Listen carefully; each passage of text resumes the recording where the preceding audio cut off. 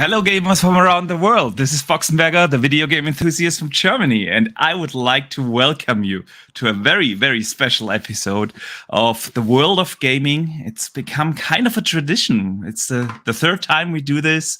At the end of the year, we talk about all the highlights, all the best games, all the biggest news items that happened in gaming, and I'm super proud that we have the band back together here. Lord Cognito and Ainsley are joining us.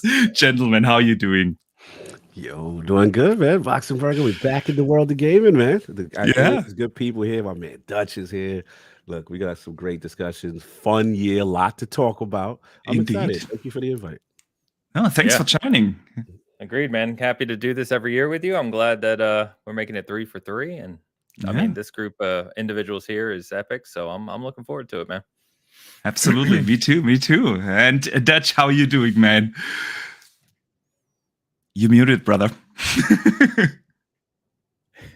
Dutch, you muted. We're off and running. We need unmuted Dutch. We need to. I can't unmute it.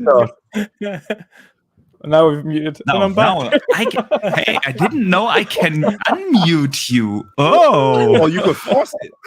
I enforced it. We are off to a great start here. I am good though. Go and talk. It's good to hear. My American friends. Sorry, it is football. It's not soccer. Fair enough. We'll give you this pass. It's the World Cup time. I understand. And Germany is already out, so US is out too now. Seen it. Let me briefly also shout out ACG. He wanted to join us here today as well, but unfortunately he got sick and he had to cancel last minute. So shout out to him. Hopefully he will recover swiftly. We know also his wife got it, so best to you, man. And I want to also welcome, of course, the community. The chat is already filling up with a lot of familiar names here. Shout out to you guys. And of course, also a shout out to everyone who will listen after the fact here, either on YouTube or on Spotify, Apple Podcasts, Google Podcasts, wherever you want to listen to. And we will talk here today, of course, about the entire year. We go from January to December. We do it a little early. Because, well, availability of us four, but I think for the most part, the gaming year is over, so it's okay to talk about the highlights of the year on December 3rd. And we will also have, of course, 2 giveaways here today. I got approached, Dutch, after our last giveaway by a few people why I wouldn't announce it on Twitter and everywhere that we do giveaways. And I said, well, guys, I don't want to have the people on here that just come in for the giveaways. I want these giveaways to go out to the people that have been supporting us for the entire year here. So that's why we don't announce them on the socials. It's for the community that listens to the world of gaming on a regular basis. It's for you guys. And we will do those twice today. You will can get a gift card for either Xbox, Steam, or PlayStation, whatever you want. But we'll get to that a little later. And let me also briefly shout out before we start Dave Ramos, who sends in the first super chat and says, "Let's go." Indeed, let's go. All right, guys. How are we feeling about 2022 in general? I thought it was a great year. It was kind of funny. I was reflecting on it. I was talking to some guys yesterday, and you remember like March-ish when a lot of things were getting delayed, and we're like, well, 2022 is done. Just look forward to 2023. And yet here we are with, I thought, tons of great games this year, and I think the gaming industry is big enough now where even with a lot of delays, you're still going to get a bunch of good games every year. I mean, it's just the nature of it. We can't even keep up with what we get now. You know what I mean? So I thought it was good. Absolutely. Yeah, I thought, look, it was very underrated year. I think people came into it, from the Xbox perspective of the 2 AAA games of Starfield and Redfall being delayed and, put a black eye. Yes, granted, Starfield is one of my highly anticipated titles. So that hit me hard. But I will say that as a fan of the indie game scene, I was eating well. I felt there were a lot of criminally underrated gems that I really enjoyed. I don't know if we're gonna get into that now, but man, I really thought they shined, and it really. There's so many titles I could think of that I finally got a chance to play, or I wouldn't have played if the bigger games took the space, and I'm so glad I did because I discovered some gems. Yeah. Oh, indeed. The indies were fantastic this year. I also have a list here of amazing indies I've played. We'll get to our favorite games more towards the end of the show. So, Dutch, how are you feeling about the year? Yeah, it was kind of it started off really well, as Ian's mentioned, quite a lull in the middle, and then the tail ends ramped up again with a few decent games. Yeah. But yeah, it did, as Cog mentioned, it did put a bit of a black eye on the year with Microsoft essentially just bow out. Okay, bye. And then, but the rest of the year, in terms of what you've got, especially all of ourselves with every platform to be able to play on, you never really have a minute to not have something to play, whether that be Pokemon, either Arceus Legends, or whether it be the new Scarlet Violet, Splatoon 3, or whatever it is, and then going over to Xbox, you've had a lot of Game Pass titles to play in there, a lot of indie titles that they've introduced you to, specifically Xbox exclusive or console exclusive indie titles. And then over on PlayStation, they've had a really strong year themselves, with my God of Year, God of Year, God of Year. Game of the Year. Yeah, it's but they started off really strong. Like I say, if it wasn't for that lull in the middle, it would have been a really, really strong year. But overall, a good year for gaming. Yeah, absolutely. Yeah, it after all, it turned out pretty well. When we look at the list, like we played some really good games on the AAA side as well as the indie side. It felt in the middle of the year, it felt a little weird, especially since we came off 2 amazing hot years in gaming. 2020 was with the console launch, of course, super exciting. 21, we had so many releases over the year on all platforms. Of course, that's why this year felt different, but I thought it was a very interesting year. We had also some really interesting things happening in the industry, and we will talk about that. And one of the big things, of course, already happened in January. So that's where we start. So, Ains, this time, hands off the keyboard. I remember last year you tried to cheat. I got busted at gold heat here. What's the rules of engagement? What's this? What's going on? What am I not supposed to do? Hands up. No, what can anyone remember? What was the first news item of the year after? Well, like of course, this game got a patch or something. So the first news item we had this year, like the first big news thing. Yeah. Was that the January 10th? Oh damn, he got it down to. Was that feels like a lifetime ago? Feels like I know. Was that the ABK? No, it was not AVK. AVK was a little later, 8 days later. So, okay, so I was close. But it has to do with an acquisition, and it was Take-Two acquired Zynga. And that started the acquisition spree this year. Yeah. And on the same day, a little later that day, we had the news that a lot of people discussed in the community that Dying Light is a 500-hour plus game, and that you would need about 80 hours for the campaign alone. And then the discussion came up whether it was too big. But, Cog, you mentioned it, the biggest...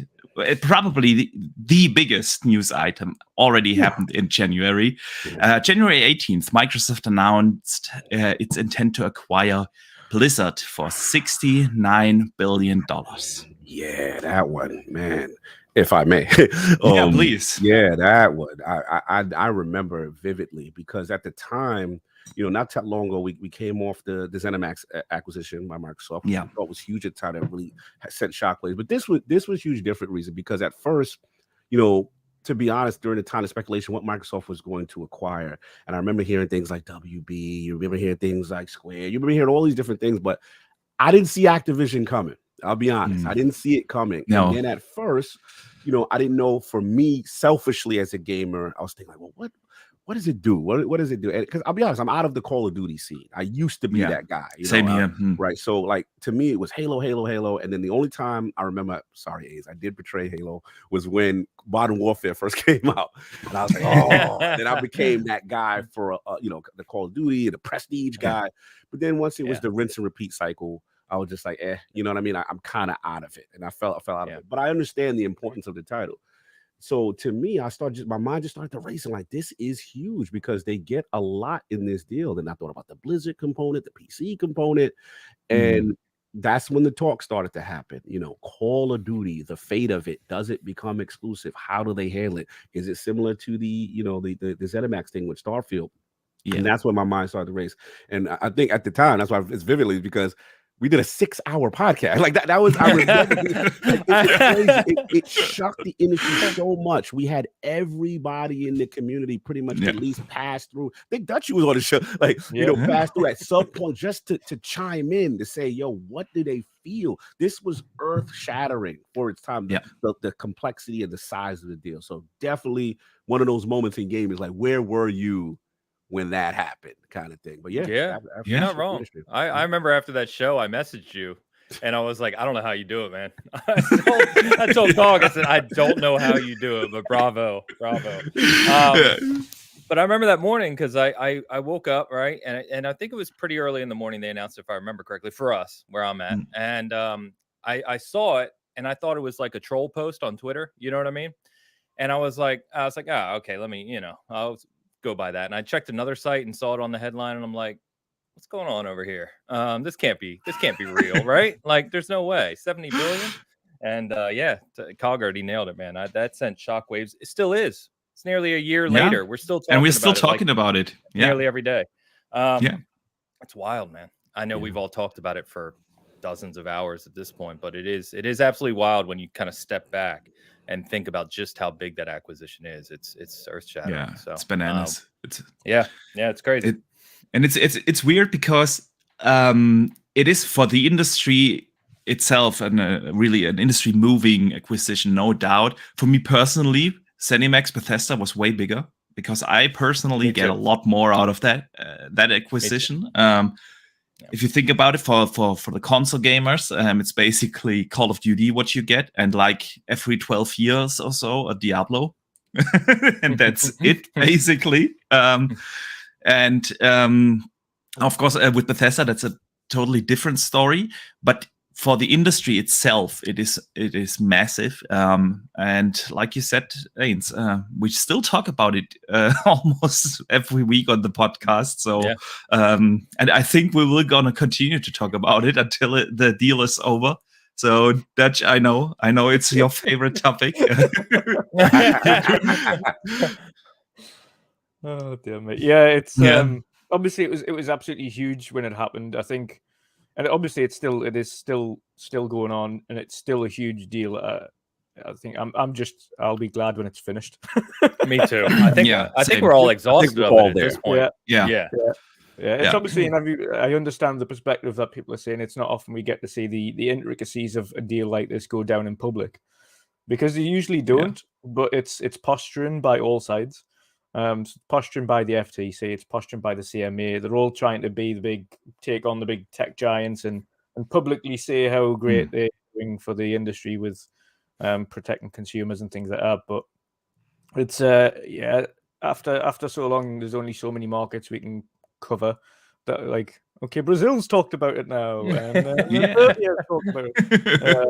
So I'll be glad when it's over, to be honest. But in the grand scheme of things, massive for the industry. Yeah. The biggest takeout I've took from it from day one was it came at the perfect time when there was so much going wrong and so much had been going wrong at Activision Blizzard with regards to their staff and the treatment of staff. And it came at the perfect time that they went, right, that's it, boom. And I thought, well, that is the perfect solution, because Microsoft are in the top 2, 3, 4 companies to work for in the world, as voted by staff, not by anybody else.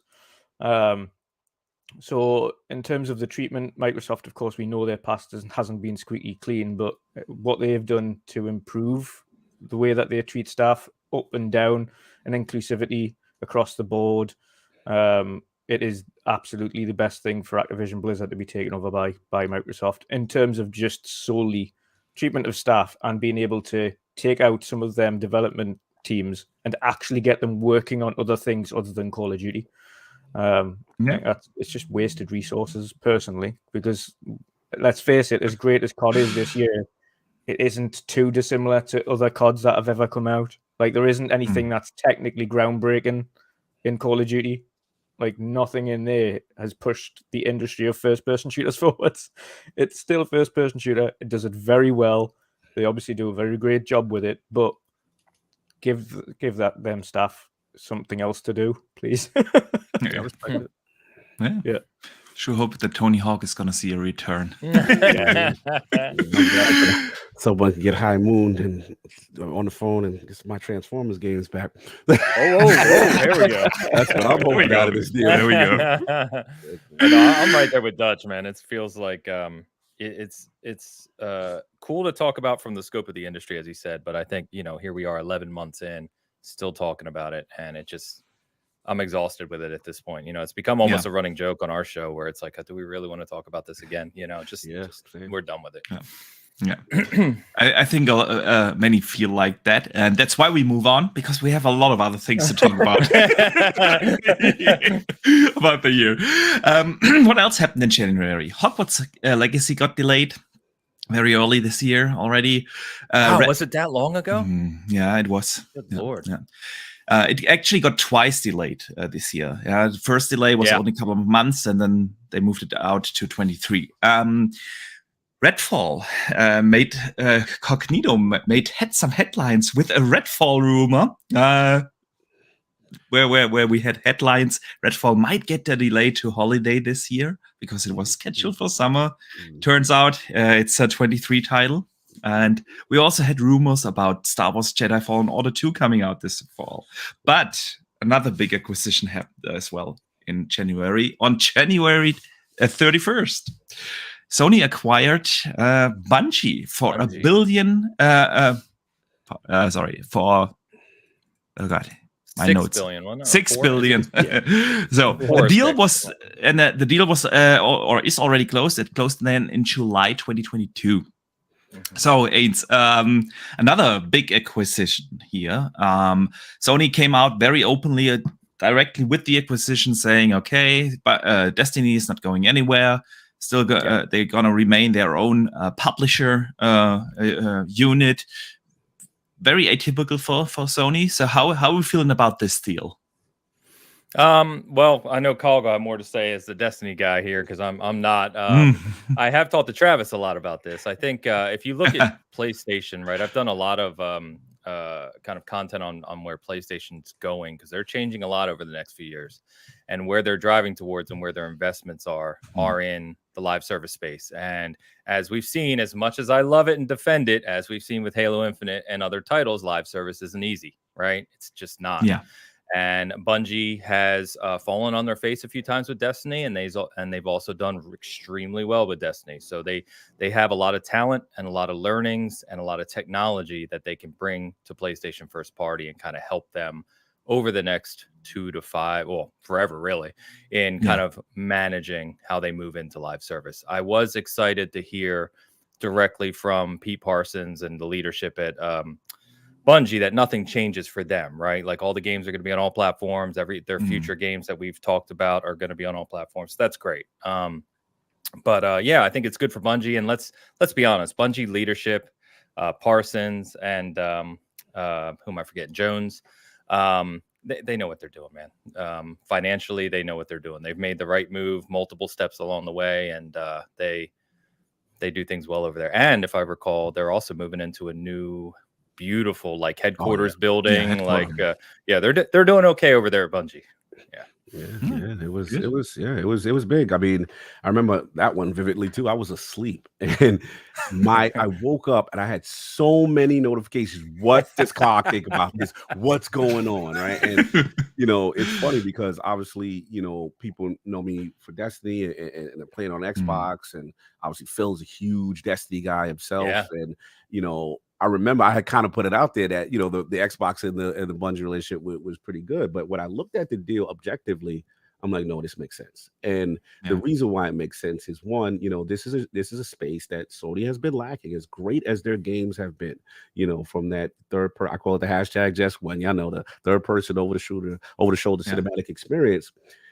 They've kind of gone away from the things that they used to do, the SOCOMs and the kill zones and the resistance. And I said, Bungie could help them, because I wanted to understand what both sides got out of it, because especially when the announcement to what Aiden said was that these games were going to stay status quo multi-plat, which was unheard of at the time. Generally, from a Sony acquisition standpoint, you would assume that those would be exclusive. And I think that's why everybody hit me up like, oh, is Destiny going to become exclusive?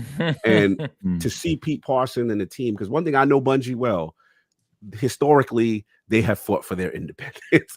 They have fought to do things the way they want to do things, and they're not going to sign. And I think I had a discussion with Hogue from Big Cast, what I'm saying, as far as the structure of the deal. He said, "Cog, this is unheard of. What Bungie is kind of allowed to do and retain that individuality, and have stakeholders in the deal and stuff like that." So in fact, most of that money, not to interrupt you, Cog, but most of that money was actually to the people. It was for the employees. Yes. Yeah. So they've been through it. They've had it, obviously with Microsoft. They've been through it with Activision. They've had the experiences to get to that point. So I was happy for them. And then the other side, just to see the Sony commitment to the live service games. I thought that was something that they looked like they seriously had. That last point I will say, and I know the gaming industry, I know as fanboys, sometimes we think it's okay, they did this and now we're going to do that.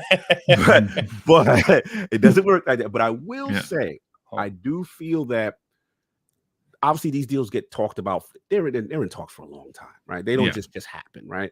But if there was any incentive on Sony's part to finalize post Activision Blizzard announcement, maybe a little incentive could have happened. That's all I'm saying.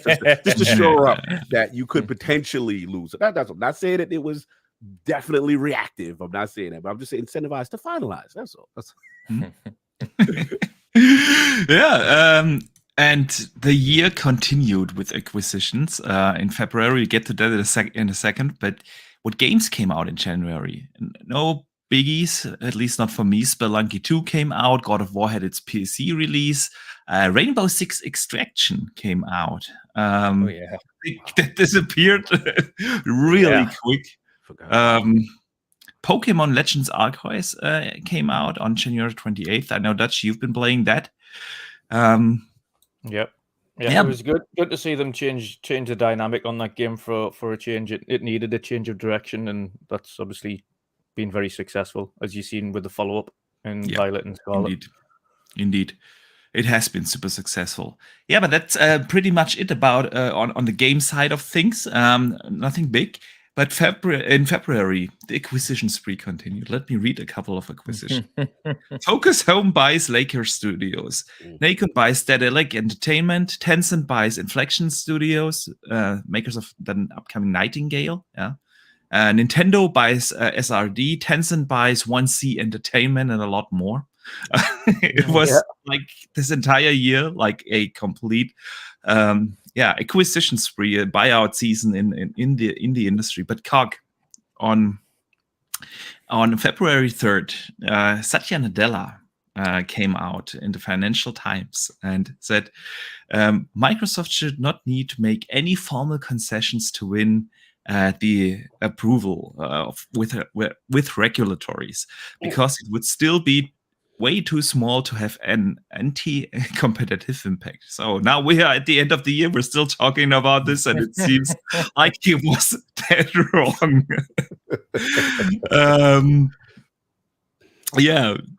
So do we still feel like this deal is gonna go through super smooth, or was Satya right early February?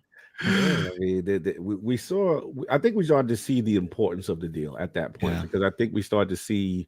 I believe the Brad Smith statement prior to that, which was kind of like, they what their intentions were, and as far as the Call of Duty series, we started to see, Sony's response, and then Satya from a Microsoft standpoint, as opposed to the Xbox standpoint, get behind it. I thought was very interesting to show the commitment. Now, correct me if I'm wrong, Boxenberg. Was that the Let There Be Competition, or was that later at that point? That was later. Okay. That was way later. That's what it was actually, I think, July. Okay. Hang on, I have it somewhere in my notes. Right. So that was August. August. Sorry. So that was pretty much just Satya showing. To me, it was just more of a unified front of their seriousness to the acquisition and nothing more. But you started to see I felt the temperature rise. Okay, this is more serious than we think, and the regulatory bodies will have a factor here. That's what I started to gauge that at that point. Yeah, true. So Blizzard announced the same day a new survival game that has been apparently 4.5 years in development. So like a quarter of the way there for Blizzard. So there we go. Yeah, it's going to be a launch title for the PS6 and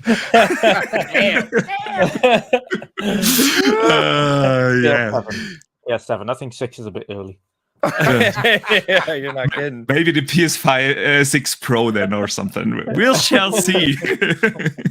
Tamim Antoniadis, the Hellblade 2 director, said that Hellblade 2 will make Hellblade 1 look like an indie game. But something interesting, Ains, here on February 23rd, BioWare studio manager Gary McKay said, "For the next Dragon Age, we are right in the middle of production, which is a great feeling, and that they will reveal gameplay this year." So this year's almost over. We haven't seen the new Dragon Age yet. One last shot.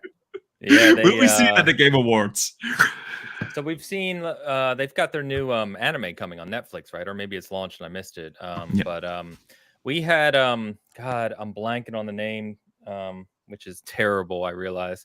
Dara. But Mark Dara. Thank you. Dara. Yeah, I knew I had Mark Dara on the show and had a long conversation about Dragon Age. And he's not with BioWare, anymore, but he knows obviously all the staff there, and he told us, and I'm sure he told you the same, Cog. But I directly asked him. I said, "How confident are you that this new Dragon Age is going to kind of recapture, for lack of a better word, he hates the word magic, by the way. Don't use that word around him. But recapture the kind of feeling of the old BioWare games, i.e. Dragon Age Origins, and that type of RPG." And he said extremely confident. He has a lot of faith in the team and what this project is, and the current direction of BioWare versus my beloved Anthem and some other projects that they've had over the past several years. So I'm excited for it. It's a good point. I had forgotten they said gameplay before the end of the year. You know how well those statements stay sometimes in this industry. But we'll see. We got the Game Awards in a couple days, right? 4 days? Yeah, right. 5, hopefully. I think on 8th, right? Yeah. So, let's hope so. So, in terms of game releases, February was absolutely insane, Dutch. It was by far the busiest month of the year. Dying Light 2 came out on February 4th. Sifu, February 8th. Crossfire X, even though it didn't do well, it came out in February. Cyberpunk, the next gen patch came out. Horizon Forbidden West on February 18th came out. Destiny, the Witch Queen came out on February 22nd. Martha is Dead on February 24th. And Elden Ring on February 25th. We're going to talk about Elden Ring the rest of the show, right? Please, take it away. Take it away. I mean, it will come up at the end of the show. This is your moment. Game of the year. Otherwise, so we talk Witch Queen, so you better go. Okay, Gog. I know. If we don't stop Ains from talking about Elden Ring, we will not hear the end of it. So let's go with the Witch Queen. How are we feeling about the Witch Queen? There were a lot of pressure. Bungie, if you've been on the roller coaster that is Destiny, that goes up and down. This is one of those moments. They had a long season. It got delayed already. The anticipation was high. And look, I'll be brutally honest. Destiny has some solid campaigns, but the consensus is that that's a good campaign for Destiny, right? For in the scope of a looter shooter. But Witch Queen was an absolute masterpiece. This is a campaign. I had this discussion with Chris Raygun and a couple other people who, if you played the Witch Queen campaign, that is a campaign that is so well done and pinnacle Bungie that you go outside of Destiny, this would be a phenomenal story. And they really had some great surprises. The structure was great, and they told a fantastic story. They really turned the lore on its head in a very creative way, and it was earned. That was their shining moment. And it's typical, but they remind me of the kid who, they're very talented, but like they kind of skate by during class. But then when it's at the final, when they know they need to pass to get to the next grade, then they do their best work. And then they go back to coasting for the rest. That's typical Bungie as far as I'm concerned. But I highly advise if you I know Destiny, not loved by a lot, but I would highly advise people to play the Witch Queen. It's one of the best campaigns of the year. It's sweet. Good. I bought it during the Black Friday sale, so it's sitting right there. Ready, I just want to finish up Gotham Knights first, and then it's gonna be the Witch Queen. Yeah, I can't wait, especially now after you hearing saying so many good things about it. Elden Ring. Let's go. February. Let's go. Here we go. Let me hear it. Since I learned that I can mute here, I give you 3 minutes. You got the power. Time is going. Let's go. I'm on a timer. I need to hear A's. So actually, a fun story about Elden Ring. So I get the email that I get the review code, right? And I went through the roof. Like I was sitting in this chair, and I think I jumped out of the chair. And I was like, let's go. Started installing it. And Miles reviewed it for Windows Central, too, who I know we all know. And it was one of the best experiences I've had in the past few years of reviewing a game, because think about Elden Ring, how big the game is, right? Even now, when you play it, you have to figure out what the heck you're doing. The game doesn't really tell you, right? So prior to release, when there was no information anywhere, no YouTube, Google, etc., you're trying to figure the game out. And me and Miles were just DMing constantly all day for like 2 weeks while we reviewed that game.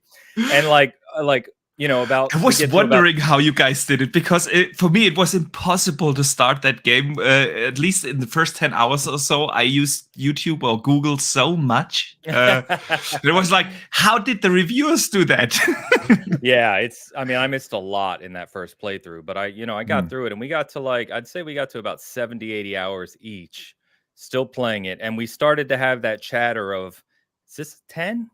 This is like, am I mistaken? Or is this like one of the best games I've ever played? And he agreed, and I agreed, and we kept playing, obviously, to get our review done. And then the reviews hit, obviously, and it's one of the best reviewed games in years. And we're like, yeah, man, it's just, I have played it. I have 3 full playthroughs. I'm in a 4th that I was streaming for a while. I just ran out of time to do that. But it is, I'll stop in a second. It is, for me, it is the best game in the generation so far. It is one of my favorite games of all time. And it did something not only within the game, but for the industry. I mean, that game took over the industry for months. And it just, to see a game that I love so much, that I think does things that not a lot of games do, which is just give the player this incredible fantasy world and say, go figure it out and have fun. And you're going to die a lot along the way, and that's okay. You can die a lot. It doesn't matter. I love that. It brought me back to when I was a kid, first experiencing like big Japanese role-playing games or big role-playing games. And it did so much for me. And I love seeing the accolades that it's gotten. And I hope it continues to get them, because it deserves it. No doubt. Sweet. It's about as short as I can be. Believe me, I could go on for a very long time. And I think we'll bring up Elden Ring a little bit more towards the end of the show, when we talk about our personal picks for Game of the Year and the highlights. I also want to mention Horizon Forbidden West, because I feel like that game got overlooked a lot. Of course, with Elden Ring so close, and everyone was talking about Elden Ring, but I really enjoyed Horizon Forbidden West. It was a beautiful world. Probably it didn't have the same impact like the first one had. Still, very good game. And one of my favorites this year actually was Dying Light 2. Before God of War came out, I think I would have named this my Game of the Year. Really? Wow. Okay. I absolutely loved it. I thought they did a phenomenal job, not just with the story, but the way how they built this world. Like when you play that game, you learn how to read the city. So like 20 hours in, I started to realize, okay, I see this little ledge over there. I can shimmy here, then jump on this, and then I can move that. And you do that while you're being chased with dozens of zombies. And it was like just a phenomenal, well-created world. And I had a blast. I absolutely loved it. Great. So yeah, Dutch, you want to walk us through March? Yeah, certainly. So March 3rd actually. So yeah, the Halo Infinite mess continued actually. So the missing roadmap, no content communication, which obviously was a massive talking point, and Halo has only, should we say, just started to recover now.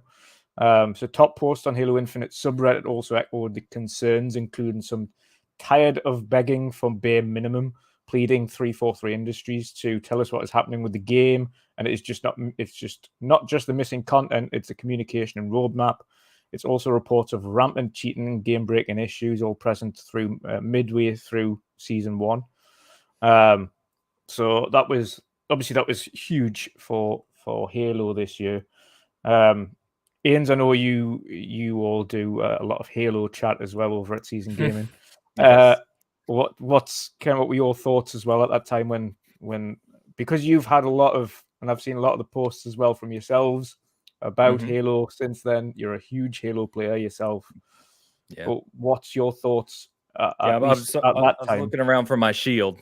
I put it up as I talk about Halo. I get things thrown at me. I mean, and Cog and I did a Defining Duke Ultimate about this with Chris, and I mean, we did a couple roundtables. I've talked endlessly about Halo this year, and I think there are certainly, I do defend Halo. I think the criticism is too much from too big of a portion of the community, especially the people who aren't really know all the details.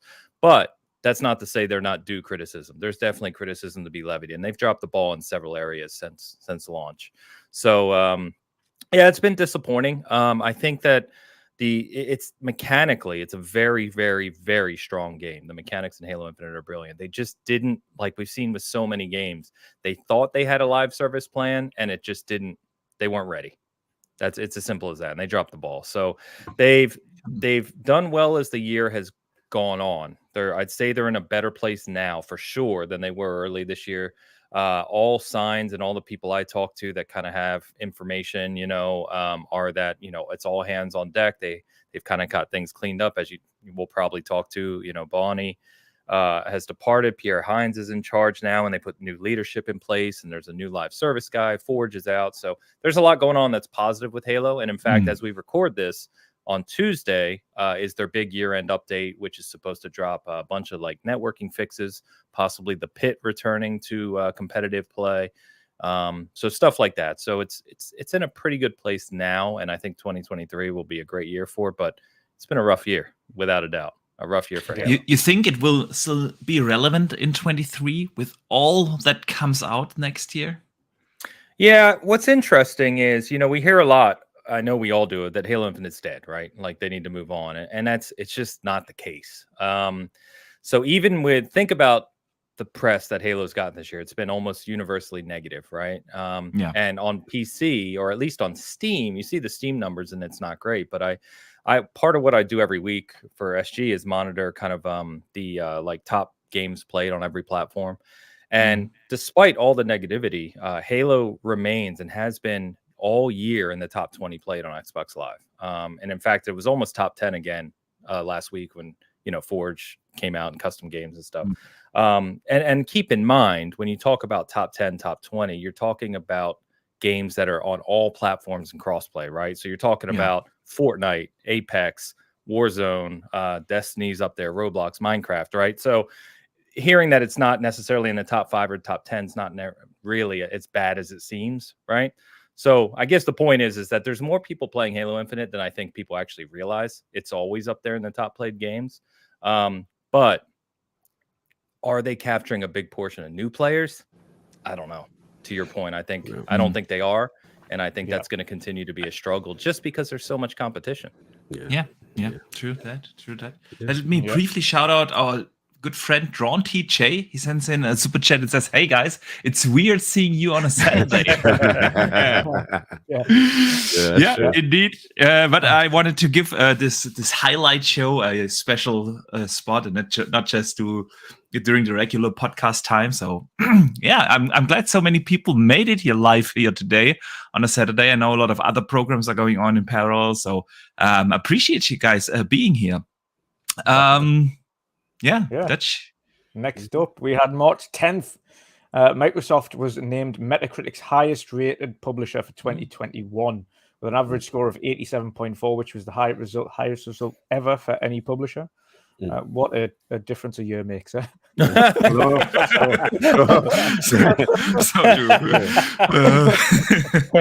best laid plans, right? Yeah. But 2021 was a brilliant year. I mean, I reviewed Psychonauts 2, Halo Infinite, and Forza Horizon 5. I actually reviewed all three of those. Don't forget Age 4 came out that year. Oh yeah, H4 and Flight Sim. My Flight Simulator, I mean, all brilliant games. Absolutely. And we were just joking about Halo, but I remind people, Halo's at an 87 meta. I mean, it released to very, very high praise. So great year for Xbox in 2021. Just to add on to that, I had this discussion. I think it was Colin, a couple of people, and I was just like, to me, that's the vision in action. As far as the quarterly cadence, if things go right? If Game Pass is to operate the way Microsoft envisions it, 2021 kind of encapsulates that, and that's what the hope is, right? So it's just like I look at it, and I know there's a lot of purity talk and who owns what and all this other stuff, but to me, I look at the end result. Did the games come out on the platform? Was Microsoft's involvement critical to the release of these games? Yes. And these games, again, like Halo, like Ains really said, people forget at its time, Halo, when it launched, first of the game to its core is a great game. It plays phenomenally. And then Forza Horizon took the game industry by storm. Game. It really did. You know what I mean? So we're not going to take away from that. We're not going to take away from your beloved Age, right? Microsoft. I still can't believe that it's only sitting at an 81 meta. Like literally, that game deserves a 98. One of the great strategy games, and you have arguably, Flight Simulator is a phenomenal game and a technical achievement, a marvel as far as what they're doing with the technology involved. They had a massive year, and Psychonauts, we're not going to take away from that. So again, it goes to show you when things hit on all cylinders, this is the potential of a Microsoft Xbox Game Studios and a Game Pass cadence, and that's the hope. You just hope, like I said, as Dutch said, we know what happened in 2022. We know what happened this year, right? You know what I'm saying? But at the end of the day, I think that's why Xbox fans are still excited for what could come, right? For the future with the cadence. Agree. Yeah. Well said. Agree. Completely agree. Next up, I'm just catching up there. The next one, actually, we had the new Witcher game in the making.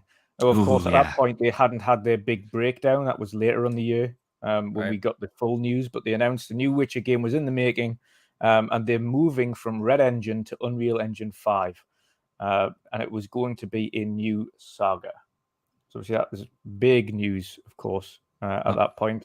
I think we'll dive deeper into that one when we go to their full breakdown later on, because there was a lot of news came off that. March 21st, Sony Interactive Entertainment announced its intent to acquire Haven Studios. Another acquisition to add to the year. And between March 21st and March 25th, the Game Dev Conference in San Francisco, that was originally for ACG.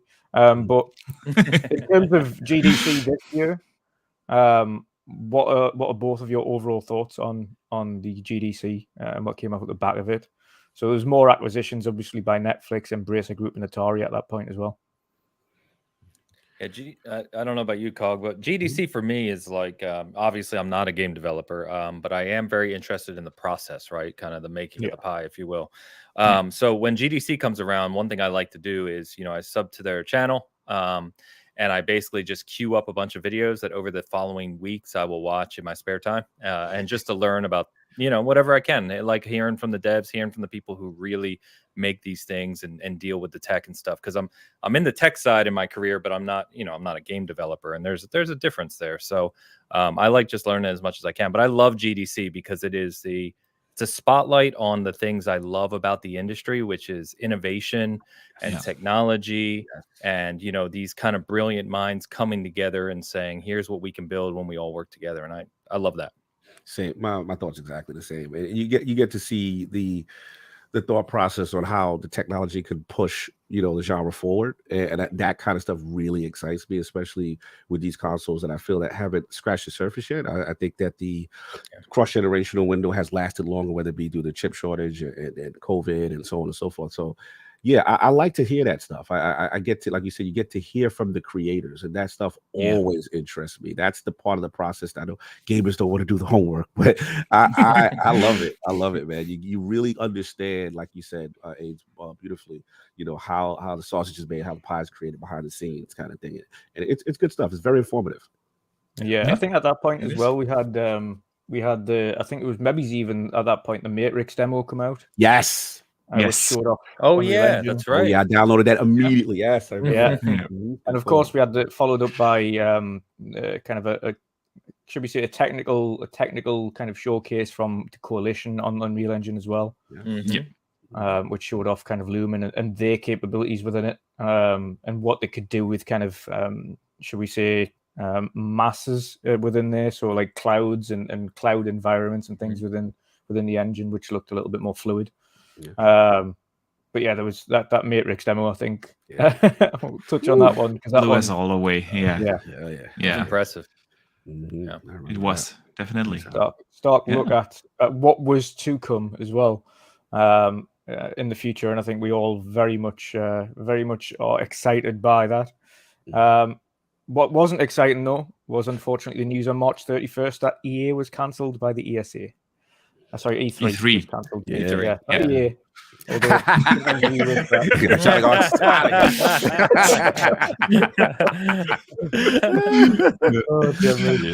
E3 was cancelled, unfortunately, by the ESA. Although I think we'd all at that point as well come to expect it. We hadn't really seen much with all of the different conferences that were already announced, with Jeff Keighley announcing kind of his plans for the summer. At that point, COVID was still very much a thing.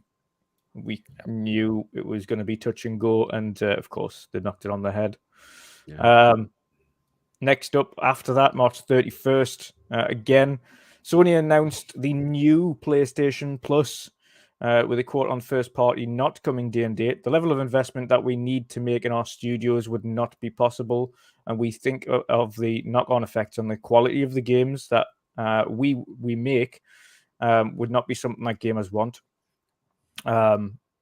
Obviously, that resonated with quite a few people. I don't know your thoughts on this, but we'll get to that. Cog, what do you think about that particular quote from Jim Ryan there, saying that putting games into a service would ultimately mean that they would reduce in quality? Do you think that was a wise quote? Honestly, I'm gonna surprise people. I think this is where the lines of the sand was drawn from a philosophical standpoint of both companies, and I think PlayStation pretty much was saying, "Hey, our business model doesn't have to follow that and won't follow that," and this is going to tie back into ABK as we continue to go later on in the year, and that kind of verbiage kind of comes up again. Look, from a gamer standpoint, from a customer standpoint, of course, I want their games, day and date. But I think, the Game Pass model threatens their model. And I'm not saying it in just, a fanboy way. I just in the way that they conduct their business. You know what I'm saying? This is how Sony wants to operate. And I think it was more of a re-emphasis by Jim Ryan that this is how we do things. This is the right way to do things, and we will continue to do things this way. And we've seen this kind of rhetoric come up again later on throughout the year. So I think the seed was planted then at the launch, ironically, of their service. So, which is kind of funny, but it is what it is. But yeah, they did upgrade their service, which last point I make, I still feel, in my opinion, it is in some form competition to Game Pass. It may not match it, but they did come up with their quote unquote version of a competitor by having that tier structure system. So I think the Game Pass threat was something they're now really starting to take even more serious and to try to gear up against it. Definitely. Ian's, what were your thoughts on his comments? Yeah, pretty similar, honestly. Jim Ryan he's a character. I think we've all talked about his comments and some of the things he's done plenty of times. I'll say this. I'll say that, I always preach about, as Xbox is my primary place to play. And I talk a lot about Xbox because from a technology standpoint and just an IP standpoint, we already said I'm the Halo guy. Like, that's where they speak to me more. And there's nothing wrong with that. But I think, I think we love Game Pass so much, this community, and a lot of the people that all of us talk to, I know that sometimes it's hard to conceive that there's other business models. I mean, we know Nintendo is way out there with their business model, and look how successful they are. And what I try to remind people with PlayStation is that whether you agree or not doesn't really matter. You make that decision for yourself personally, whether it's worth your investment, your time, your money, that's fine. But globally, PlayStation does extremely well. In fact, I did a video recently where I dove back into all the financials of the big three, and you look at PlayStation and you look at not only what they're doing this year, but what they're forecasting through 2025. And it's just, they're huge, man. They're bigger than most people, I think, realize. And whether you like Jim Ryan or not, and I don't agree with some of the things he said, I don't agree with the decisions for me, for my choices. But at the end of the day, he did beat out beloved Sean Layden. I love Sean Layden. I thought he was a fantastic leader, but whatever internal battle they had over there in PlayStation, Jim Ryan won it internally, and he's the leader. And until he falters and brings PlayStation down, it's hard to argue with him. And you can say, well, they've made bad decisions this year, and it's easy to kind of Monday morning quarterback it, if you will, from this chair. But at the end of the day, he's leading a global business, and their profits and their financial sheets disagree with the statement that he's bringing PlayStation down. That's not what's happening. So facts are facts, as I always say, and you don't have to agree with them, but you're not going to change them. That's true. I would say, in describing both Jim and Sean was very much the game man, the guy who understood games better. Yeah. Great. Jim is the money man, and that's why agree. Very much so. Yeah. That's exactly, and that's why I like him less, right? Like he doesn't speak to me. He's not not a leader that I would. Yeah. I wouldn't charge into battle with Jim Ryan. He's not my guy. Yeah. But again, if I remove my personal opinion from it, PlayStation's doing just fine, whether you think they are or not. They're doing just fine. Absolutely. They're doing fine. Absolutely. I agree with what Cox said in the beginning about the PS Plus thing. Like I have it in the middle tier. I don't know what's essential. Extra? I think, or extra. Yeah, I don't have the highest tier, but not the lowest or the one in the middle. And I still feel, even if it's not day and date and not the same value like Game Pass, if you think about being a PlayStation owner and you only have PlayStation, you're still getting a lot of games and a good value out of it. It's still worth it. I also agree with Ains. I don't like what Jim did, how he started this generation, like with game price increases, console price increases, false statement publicly, misleading people, and so on. I totally disagree, and we give him a lot of shit for that on the podcast. But at the end, it's also when people complain that he tries to block Activision Blizzard. I mean, that's his job. That's exactly what he's getting paid for. Exactly. Getting paid a lot for, by the way. Yes. Yeah, exactly. Exactly. And so, it's what it is. I preferred Sean Layden as well significantly, but like you said, he did a good job in Europe building up PlayStation there, and when he took over PlayStation, they are doing very well this gen, with everything that's going on around the globe. So it's what it is. But Dutch, what games came out this month? Quite a few, actually. Another decent month. And speaking of PlayStation, a good month for them as well. So we had Lex 2 on March 1st, followed up by Gran Turismo 7 on March 4th, which came with its own controversies. Tunic on March 16th, Ghostwire Tokyo, of course, for PlayStation, timed exclusivity on March 25th. Tiny Tina's Wonderland, also on March 25th. And last but not least, Kirby and the Forgotten Lands, also on March 25th. So it was a triple header of games on one day there. 3 big games, actually. Pretty decent across the board. You guys play any of those? Does anybody remember the controversy that picked up from the release of Gran Turismo? Yeah. Well,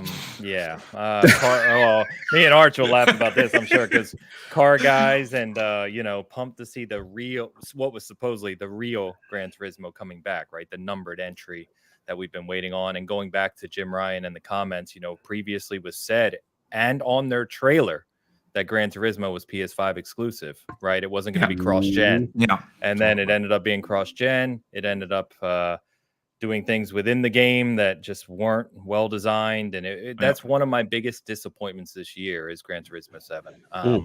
I just, from a gameplay perspective, it's pretty solid. From a racing, I mean, it usually is Gran Turismo, and it is, and they have some nice things in that game.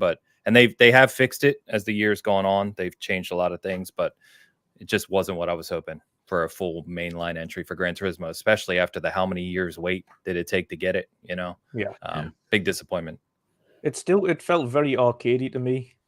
I don't know what it was about it. It just felt arcadey, and for GT to feel arcadey, and GT's never been arcadey. That's been the top simulator racer. And people say that in Forza, but Forza's always still retained. They've got a lot to do to be able to be classed as the top simulator racer yet. Yeah. Horizon knocks it out of the park, but Forza still has been historically behind GT. And when it comes to especially when you look at the esports segment, you're and 100% right. Yep, miles behind, and this one felt far. And even the sim racers for GT were very unimpressed by what they were getting this year and the way it went out and how long it took to get certain things. Cog, did you play through it as well? No, not my wheelhouse, but I watched from a distance. I mean, I guess one of the things that surprised me, I believe, was kind of the licensing and what cars they were able to have in it. And I thought that was quite interesting. There was a bit of a controversy there. And I just like to gauge the hardcore racing community, right? I used to see how they feel about it, because I understand, as a sports guy, I understand the simulation style. Like I gravitate towards that in sports games, even though I'm not a racing game. So I like to hear what the feedback was. And the feedback was they kind of missed the mark here, and it wasn't as well received as I thought. That was a surprise to me because of the weight and the fact, like Aiden said, it was a numbered Turismo, and I'm like, okay. We all expected more. I expected a lot. I've been classically known as the casual racer these days, so Horizon is always going to be on my speed, but I've always liked to get the feedback and the impact from the hardcore racing community. What they felt about it. When Gran Turismo, I think it was 4 came out. Obviously, we were a lot younger. We didn't have kids, and a friend of mine, he has less racing, more hair. And we could do crazy stuff. And a friend of mine, he has this racing chair and everything. And then we drove in Gran Turismo, the 24-hour race of Le Mans in real time. So we drove 24 hours. Wow. I did that. A lot of boxes of beer next to us for 24 hours. And a bucket, hopefully. And it was crazy times. That's awesome, man. That's awesome. Yeah. I will shout out before we move on, Tiny Tina, man. Yes, please. That game. Yeah. Love that game. Big Borderlands fan, and same. Borderlands 2, Tiny Tina's expansion in Borderlands 2 is considered one of the kind of the best Borderlands. And so when they finally decided to turn it into its own game, it was just extremely well done. Extremely. The story was fun. The levels were great. The loot design was fantastic. I mean, it was just even the hub world, how they designed that was really well done. Yeah, I had a blast. Love that game. Yeah, absolutely. And also shout out to Tunic. Yeah. We mentioned great indies earlier, and that was definitely one of them. Yeah, and I want to. There was one indie I completely missed in February that you guys mentioned. I have to give love, and I did give love.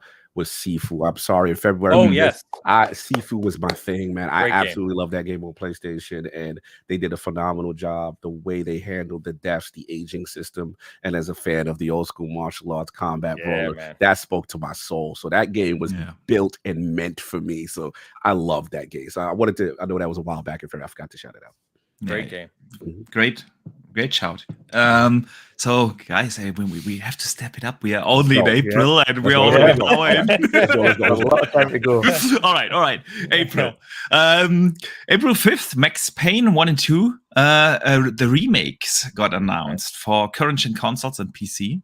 Cannot wait for those. Especially Max Payne 2. I don't know what it was, but I absolutely loved that game. On April 5th, the Unreal Engine 5 got officially available and released to all developers.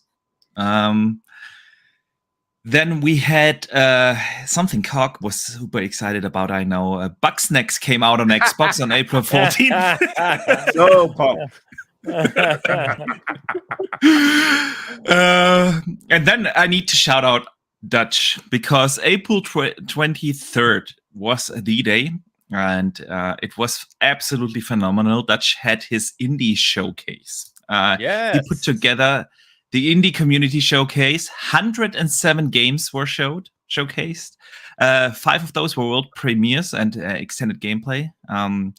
He did 8 giveaways during that show. More than 3 hours of gameplay.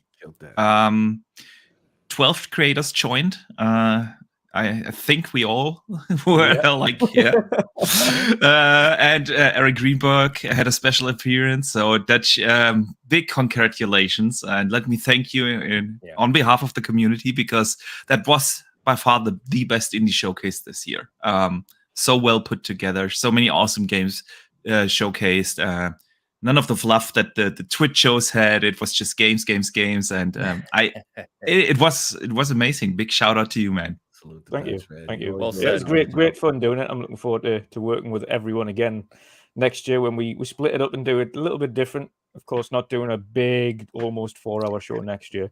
We're going to go two, split them up and do one at the beginning in April and one at the tail end in September, end of September. So it's going to be 2 2-hour shows, and we're going to get kind of, I think especially when we've got E3 bang in the middle, we'll have some new indie titles that will be able to add there. Some that couldn't quite make the beginning of the year that might be in development now, be able to join in the second show. So it highlights, I think it gives the opportunity for more indies to be highlighted, as opposed to miss out a large section of the year later on where things could have maybe made it. Yeah. I want to shout out Joe from Song of Iron, because he was this close from being ready to drop it into it, and then of course he missed out by about a month or so, and of course then ended up showing it on the Twitch one instead. So next time. Absolutely. I speak for all of us, I know, but we know how much work goes into something like that, Dutch, and I can only imagine that was a lot of time spent. So big congrats on the success of it, and looking forward to the next one, man. Yeah, absolutely. Love what that represents every time you do it, and always try to make myself available, because I love the spirit of that. That's awesome job, Dutch. Phenomenal. Yep. 100. Yeah, thank you. Indeed. So we had to shout this out here again. What else happened in April? April 17th, Amy Hennig and Skydance Media announced that they are working on a Star Wars game. Yeah. We still haven't properly seen the game. We got a little tease a little later that year, but yeah. And in terms of games, the month was a lot lighter than February and March. Lego Star Wars Saga came out on April 5th. By the way, it's now also in Game Pass, or it comes to Game Pass, I think, next week or so. This week, yeah. This week, yeah. And I definitely recommend to give the game a chance, because it's definitely one of the best Lego games out there, and it's a phenomenal Star Wars game. I had a blast playing that. MLB The Show came out, and I already mentioned Bugsnax that came then out on April 28th on Switch and Xbox. Yeah, Dutch. Let's move it to May. I think April was a light month. It was pretty light, pretty light. Yeah, good job I had that show because there was nothing much else there. So indeed. Perfect timing. May 1st, of course, started off pretty big. So Embracer Group announced its intent to acquire the assets of Square Enix Europe, including Crystal Dynamics, Eidos Montreal, and Square Enix Montreal, along with associated IPs from Square Enix for how much? 26 million was that? No, couldn't have been 3. How much? How many million? Oh no, I think I see it now. It has to be a copy paste error. 26 is from the Wikipedia, the reference number. I'm sure it was something like, it was like 300 something million. Yeah, I'm sure it was about 350 mil or something around that mark. Yeah. And the deal closed relatively quickly. It closed by August 26th as well, so pretty quick turnaround.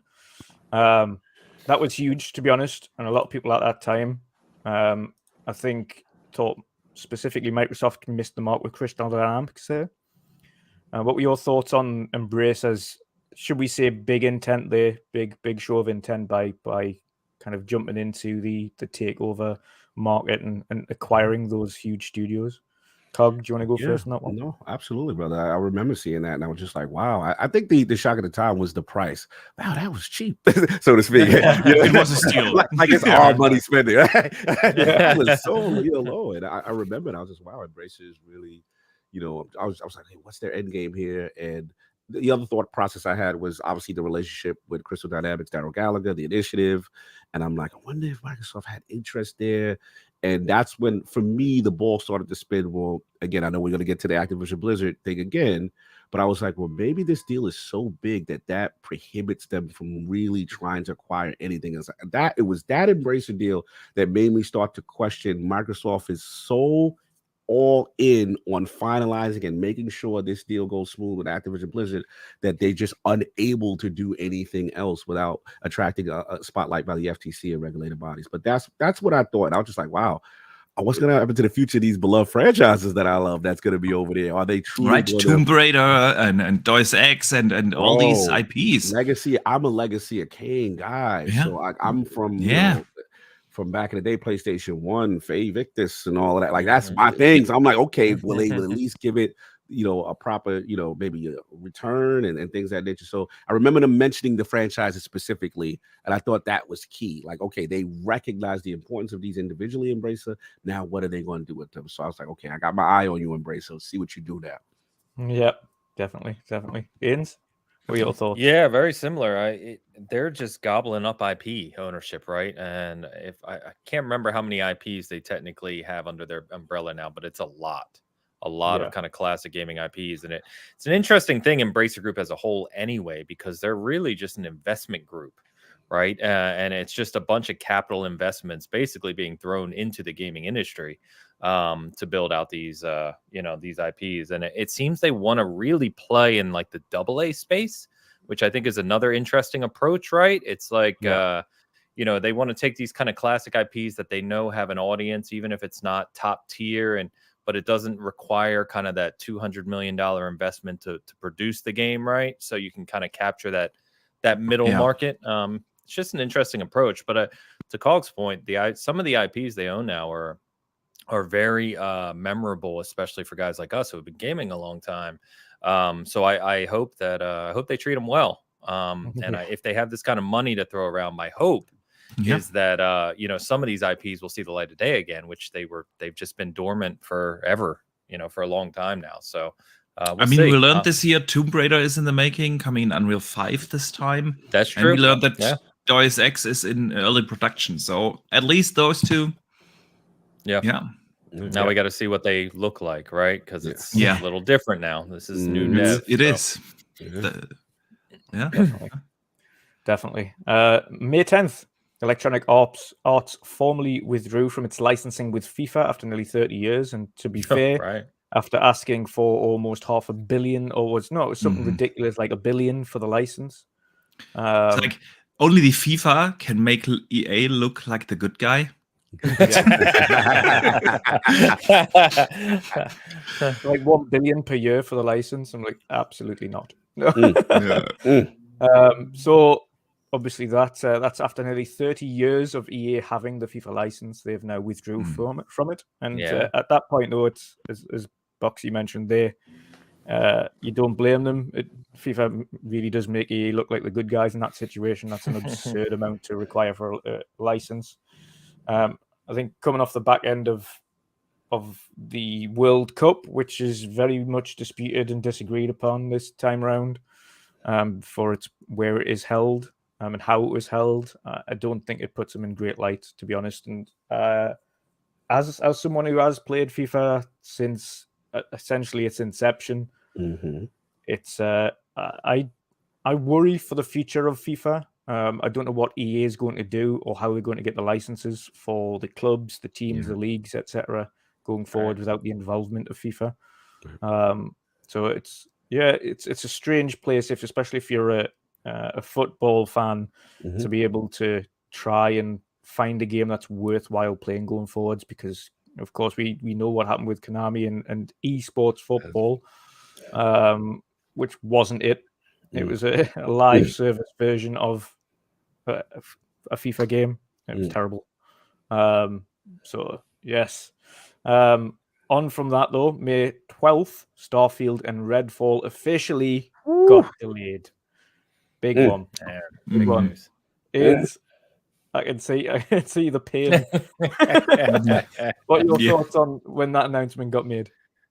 Yeah, it wasn't a lot of surprise. I was more surprised, believe it or not, over Starfield, because when they showed the 11/11 date, they seemed firm, right? I mean, even there was an interview somewhere where they went back to Todd and said, "How firm are you in this?" And he said, "We are firm on this date."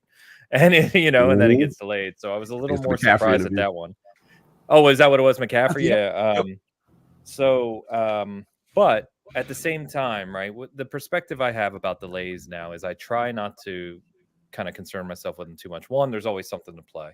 And two, most of the time, not always, but most of the time, especially with a project like this, you want them to have as much time as they can have to make it worthwhile. I mean, Starfield has the potential, as we all know, to be one of those games like a Skyrim, like Elder Scrolls, whatever you want to name, that is just played forever, right? For generations. And the way it's described, their ambition with this game, they've taken a lot of development time, a lot of development resources, which is, you want this game to land well and to really have the impact it can have. So it's fine. I'm not worried about it. I hope when we get it, whenever we get it, that it's incredible, that we're all hoping it is. Redfall, meanwhile, I was a little more sad out because I'm a huge Arcane stan. I love their games to death.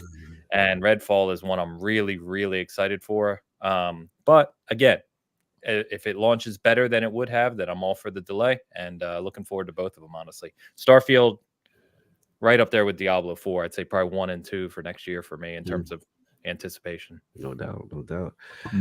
Yeah, I'll jump in there. This one hurt my soul.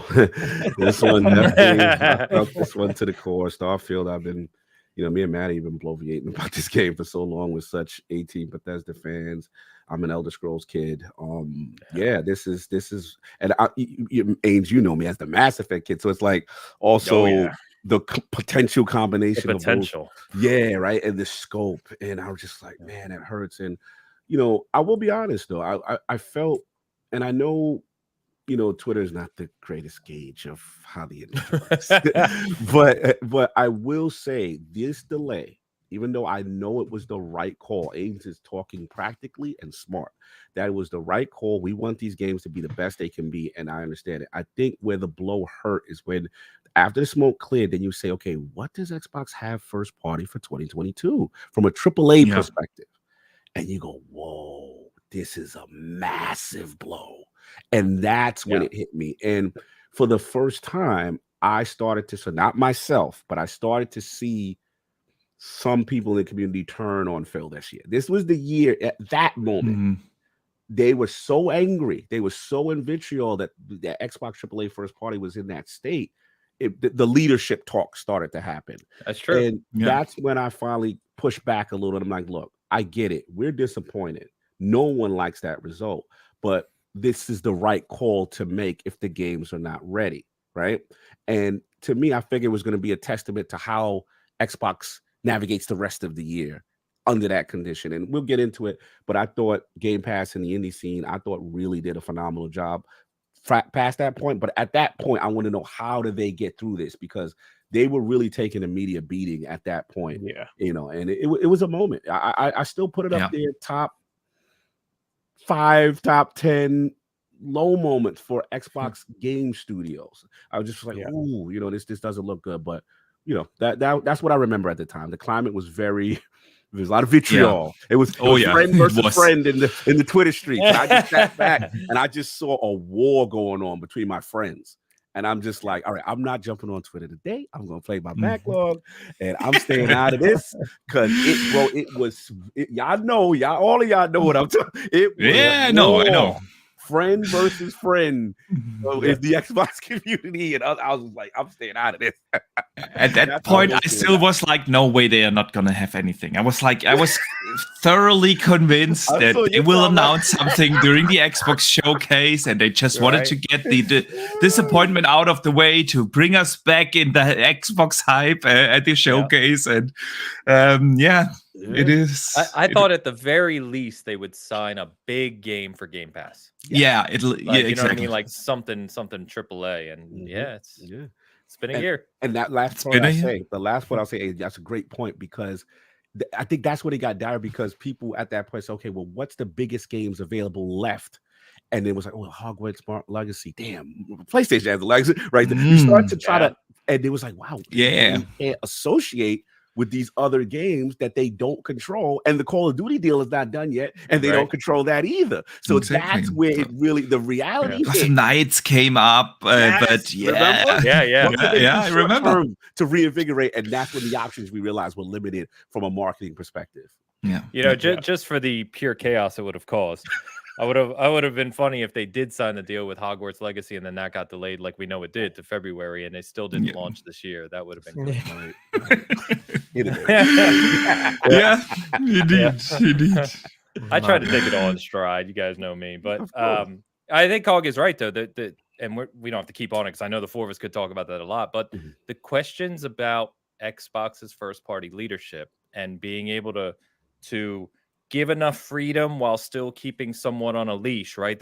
That's not easy to walk, especially in game development, from what I know.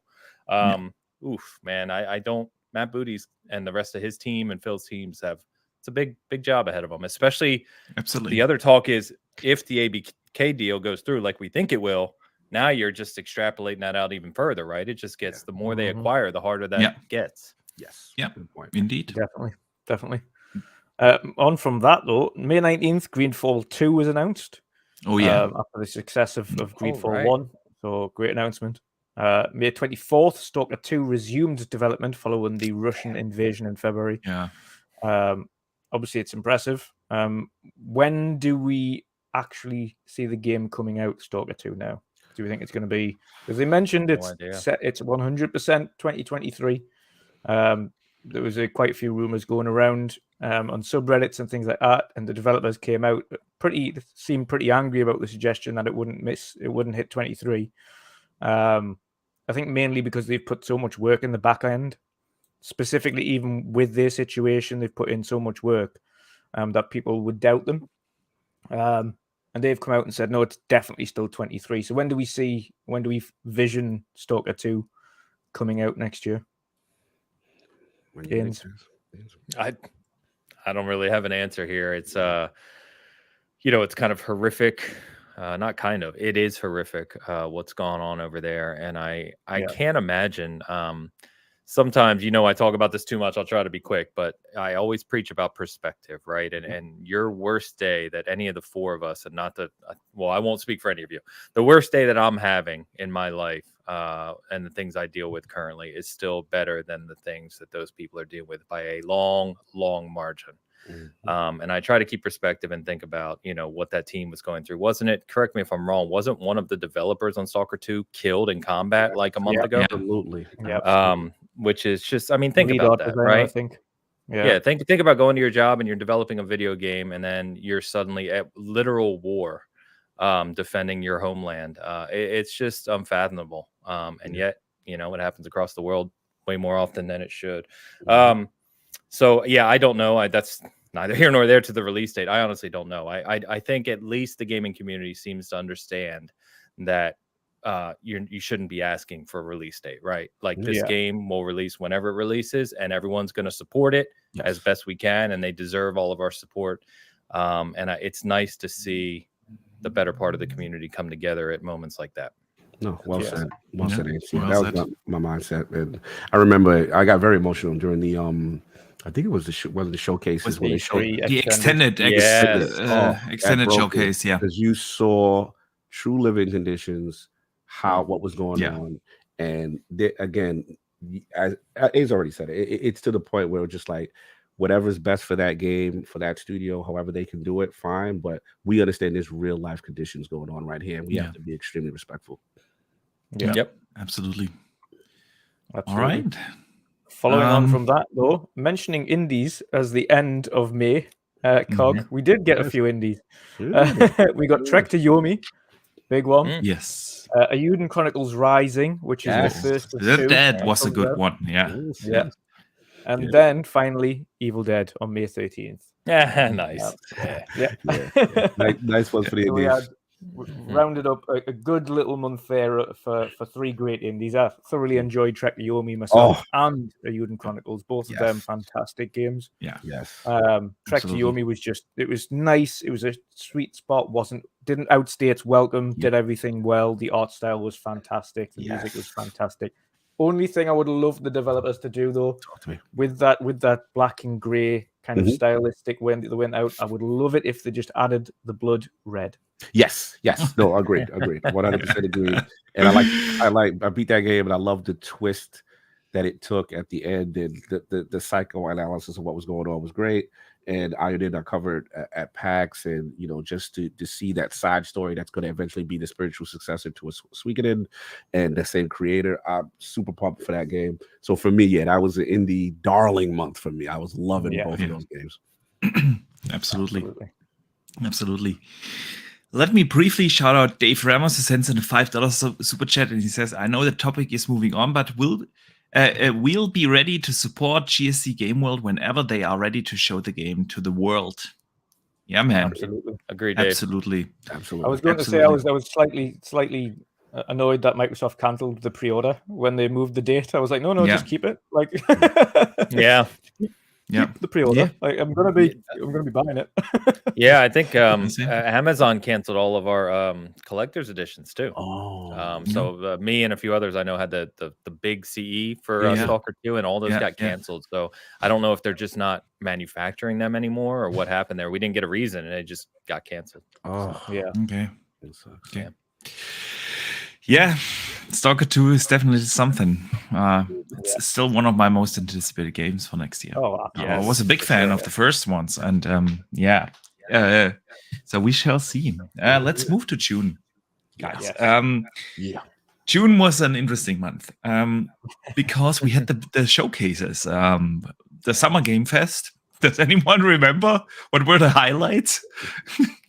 Jeff Keighley's Summer Game Fest. Callisto Protocol, I know, was one of the highlights there because he had Glenn Schofield on the show. And I remember that. Man, so much has happened since then. Call of Duty, Modern Warfare 2 was revealed. The gameplay revealed there. The Last of Us remake. Yes. And the Cuphead DLC. I would have thought that you remember that, Ains. I should have. My brain is mush at the moment. Good. It's the same. I wouldn't be able to remember it either. Gotham Knights was shown. So, and then we had on June 12th the Xbox showcase. We could fill another show. I was on the Iron Lords after that showcase. So if you want to hear our thoughts, you can listen to Randall Thor and myself and the gang talk about that. But it was a discussion about them only showing the next 12 months. Nothing beyond that. They had no AAA game in 2022. But we did see for the first time gameplay for Redfall, Starfield, and Forza. So I just want to ask the question: do you think it was a good idea to do the 12-month only thing, and will they do it again next year? I'm curious about Ainsley on this. I'm curious about It's a Ainsley. big one. I was mixed. Yeah, we talk. I know we all talked about that quite a bit, right? Like I'm kind of mixed. I like the approach from the sense of you can do what's coming in the 12 months. Obviously, there'll probably still be delays, but assuming what they plan in the next 12 months, and you can do that every year because you're going to have your show every June, right? So I like the approach that it's games you're looking forward to. And I think in a few years' time, once the cadence of delivery from Xbox first party is what we all have talked about endlessly, right? And they're delivering that release every quarter or what have you. I think that that's going to be the right approach. Was it the right approach this year? I don't know. I think we're all very curious around their bigger projects, right? The one, not bigger, but the ones that we've seen kind of glimpses of, the Fables, the Perfect Darks, and so on. And we did see more Hellblade 2 this year. But so, because I know at the end of the day, we all say we want trailers for stuff that's coming out soon, and I think we all do. We also love those teasers. Don't lie. We all know we do. We love those 3-year glimpses of what's coming down the line. Yeah. So I want to know the roadmap of what's coming down the line. Yeah. So I'm mixed. I thought it was a great show. They did a really good job, in my opinion, of not only number of games, but mixing. Like Phil's really big. He's spoken about this, of mixing the genres and the types and from one developer to 1,000, and I really like that approach because I play everything. And so, I really liked it from that perspective. But I could go either way on that. I think, like I said, in a few years' time, I think doing just what's coming out in the next 12 months will be good. But I think you still have to do something, whether it's the Game Awards or E3 or something independent here and there, where you do like glimpses of what's coming, just to keep your fans excited. Well said. Literally same thoughts, same exact thoughts. you still, I love the practicality and the being reasonable about what's actually coming. So you set expectation, right? You set proper expectation for the 12. But I'm with you, Ains, that I still love the wonder of E3. Burger. We had this discussion when you were on ILP. Like, there's something to be said when you go, okay, wow, they're working on this. That's going to be in the future. Like Indiana Jones, right? Like, right. Go, Exactly. It's still always going to be a show about the flair and the future and to get the base riled up. And I think where I'm really with you, Ains, is that specifically 2022, they needed that. A little bit after the post Starfield Redfall announcement. So that was my mindset.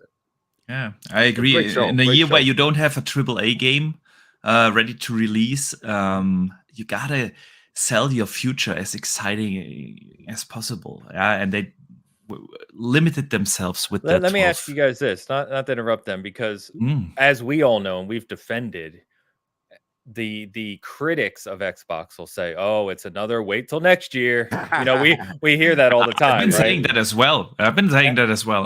Yeah. So if they did do that and they come out with a show, because it felt like Xbox's show was almost a response to that. Say, look, everything you're going to see here is releasing in the next 12 months. Like, we have a lot of stuff coming, right? And then what do? We're like, damn, but we want to see what's years away. Like, if you're leading that show, it feels like sometimes you can't win with everyone. You can't win with everyone, I guess. But it's kind of funny when you think about it. No, you're right. I mean, I've spoken on this one before, and I've mentioned it. I think this year it didn't work because there was nothing to show, and especially for 2022, they had nothing to show for 22. So their actual 12-month was actually just, let's have a look at what's coming in the first half of 2022. Like, it wasn't 12-month, it was a 6-month show. So there was nothing really in that. Personally, I think it would have been better, and I still think it will be better going forwards if do the 12-month show, because it makes sense, especially the amount of games that they've got in the pipeline. But have that little 15-20-minute segment at the end of the show that shows a glimpse to the future. Like, if you've got an hour and a half show, then do an hour of solid, this is just 12 months. And then at the end, you've just got, and here's a look at what we're working on in the future. And then do these little CGI things, just this little 10 to 20-minute segment of game announcements for the future that you're working on. These are the things we've got in the pipeline, or these are big and new announcements and things like that. I think that's the better way to approach it. Then it's a win for both. Then you've had your gameplay, you've had your 12 months, but then you've also got that little segment to appease those that want to see a glimpse to the future. And I think it's workable. Certainly, you don't need to do. No, he's with me. I still got him. I'm sorry. Yeah, I'm still. Might have been me. Sorry. Okay. Dutch disappeared for like 5 seconds. Okay. Okay. I was like preparing something because I think it's time to do the first giveaway of the show. We have two. One at the end. We do now one. Guys, you all know how we do this on the World of Gaming. We type in a certain hashtag in the chat, and then we will draw the lucky winner. This time we do a giveaway for a $25 or euro gift card, and you type in hashtag July in the chat. No capital letters, guys. Let me share my screen so that you guys see what you gotta do. And now it's not sharing. Let's try this again. There we go. And then I have to switch, of course. So hashtag July in the chat. No capital letters, and that will automatically enter you in the drawing here. So we always have to account for the delay. So let's finish up the month of June. Because what else happened in June outside of the Xbox showcase? Fidelity FX Super Resolution goes open source on June 23rd. We had the rumor that Metroid Prime remake is going to come this holiday. We see how that turned out. And in terms of games, we had The Quarry released on June 10th. Turtles Shadows Revenge came out on June 16th. Awesome. And Cuphead, The Delicious Last Course, came out on June 30th. So pretty good month, actually, if you think about it. Turtles, I really enjoyed that one. Yeah, I liked all three of those. Turtles was fantastic. Great throwback to the old arcade school, which I love. Quarry was good. I play those games, those horror games with my wife, actually. We kind of, she makes the decisions and I play because she never knows what the buttons are. So those are always fun. And then Cuphead. Yeah, I've been waiting on that, since it released. So I streamed that for charity, actually. And that was a great one. I wish it was bigger, as I always do. I wish there was more to Cuphead, but it's a great expansion. It was definitely. It didn't click with me the same way like the main game did, but I still had a blast playing it. I thought with all this time it would have been bigger. You know what I mean? I beat it in a few hours, and I really liked it, but it didn't. Yes, I agree. Yeah. All right, guys, I think it's time to draw our lucky winner. Let's give everyone another 5 seconds or so. If you haven't already, hashtag July in the chat. And then we do a little countdown. Let's do 5, 4, 3, 2, 1. Let's see. Let's do it. Who is the lucky I didn't think it would winner. actued put me in there. You in there. If you win, we have to do another drawing. Thresh won. Oh, congratulations, man! Do me a favor, hit me up anywhere. It doesn't matter, Twitter, Xbox, PlayStation, somewhere, or on the Discord server somewhere. Let me know what you want: Xbox, PlayStation, Steam, and in which country you live in. So congrats to Thresh, and we do another one of these a little later in the show. So, but yeah, Dutch. Let's move on to July. Exactly. Yes, indeed. So, beginning of July 7th, we had the Ubisoft Forward event. That focused primarily on Skull and Bones. We know how that's turned out. And at that point, no Assassin's Creed as yet. Although, of course, later on in the year, we did get substantial AC update, which we will talk about. July 14th, PlayStation Stars announced. PlayStation's new reward system. Of course, had some wild caveats that come with it, including the essential top-tier support system that came behind the highest grade of PlayStation Stars. So, which was the wildest inclusion I've ever seen in a reward system. Okay, if you're our biggest guy, you'll get priority support if I spend a lot of money. The sarcasm of that. Continue, sir. He's so messy right now. I love it. Dear me.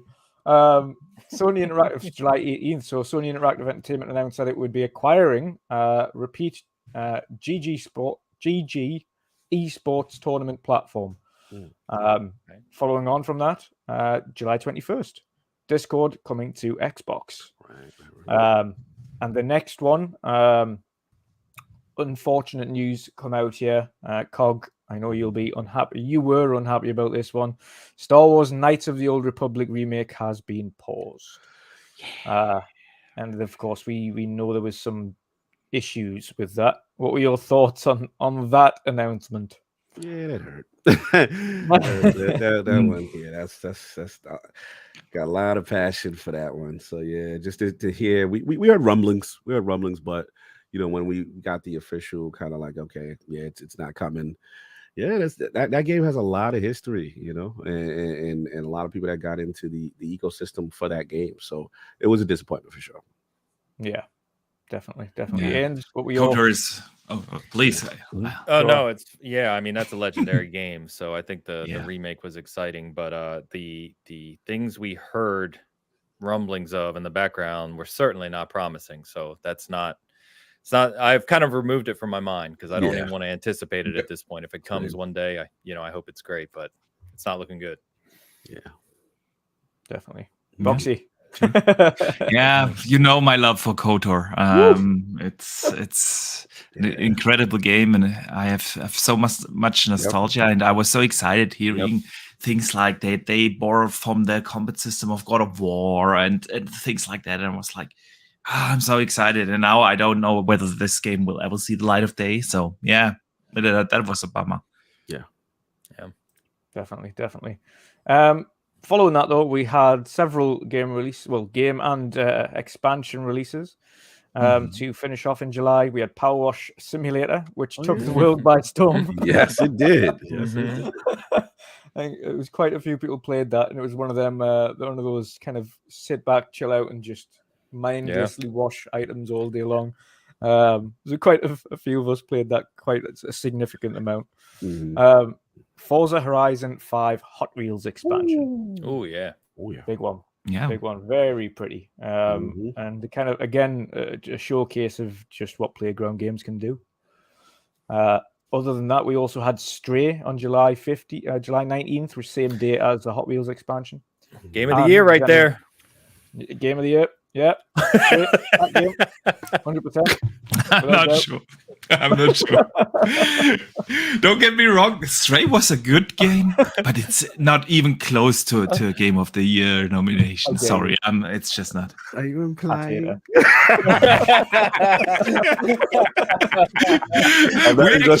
don't want to derail the show. Continue. Yeah. We have that cock. We have it. We have it in the topics list for November. Actually, it's literally in here. I know it's coming back. Yeah. We will talk about that. And, last game before I hand it over, of course, was Xenoblade Chronicles 3 on July 29th. Hold on. I got to back y'all up. Y'all forgot one. Oh. I'm biased. I forgot As Dusk Falls came out that month. Oh, did it? Yeah. Right. As Dusk Falls came out that month. And, how did I forget to put that in our list? You good. You good. You guys reminded me of all the stuff I missed. But no, I have to shout them out really quick. I'm a little biased. Yes, I got a chance to interview Interior Night, small team. Love it. And I remember seeing the game and the art style. I'm like, all right, it's very unique. How is this going to play? And getting a chance to play it. And then I said to myself, it was me and Saul that did this interview. I was so proud. And me and Saul looked at each other, and we just thought it was a typical Telltale formula at first. But when we played it and the choice and the Mass Effect style branching, and then it hit where we like, this is where you can get a casual gamer to go, because not only can you control a phone, 8 people can play, and they had this thing called the override system. So if you don't like the choice that was made, it can go another way. And we saw the fun in the room when we did it. It was the devs and about 8 of us. We had a ball. We're like, no, this is going to do well. And I was proud of them to see them kind of get the critical acclaim. They got the Tribeca Film Festival thing. Yeah. And that's one of those games, I have to be brutally honest, that and I hate this gonna sound like a commercial, but if it wasn't for Game Pass, they would not have probably gotten the kind of critical reception and the light that they needed to get more people to know about it. And that's why I was just proud of them for that. That's the Game Pass effect, like that viral marketing that you get basically for free simply because people get to play the game and they talk on social media about it. It's Look at Vampire Survivors. Exactly. Perfect. And that's why I was so proud of them, because they got it did take off when it finally did release and people started to see what we saw. I was like, oh, that's cool. Yeah. I reviewed that one. And as I was playing it, I was like, yeah, they've got something here. It's I liked it. Yeah. Good stuff. Let's move to August. Let me just Cog, I know you do all these things in parallel, taking notes and stuff. It's crazy. No, brother. I love being a guest. Not the professional. Being a guest is the best, isn't it? Being a guest is awesome. Yes, it is. The stress that he's doing right now. You keep going, Arch. Yep, you got to take your time. All right. So there we go. August was an interesting month. August 4th, the ABK, Xbox, and Sony discussion got a lot more public.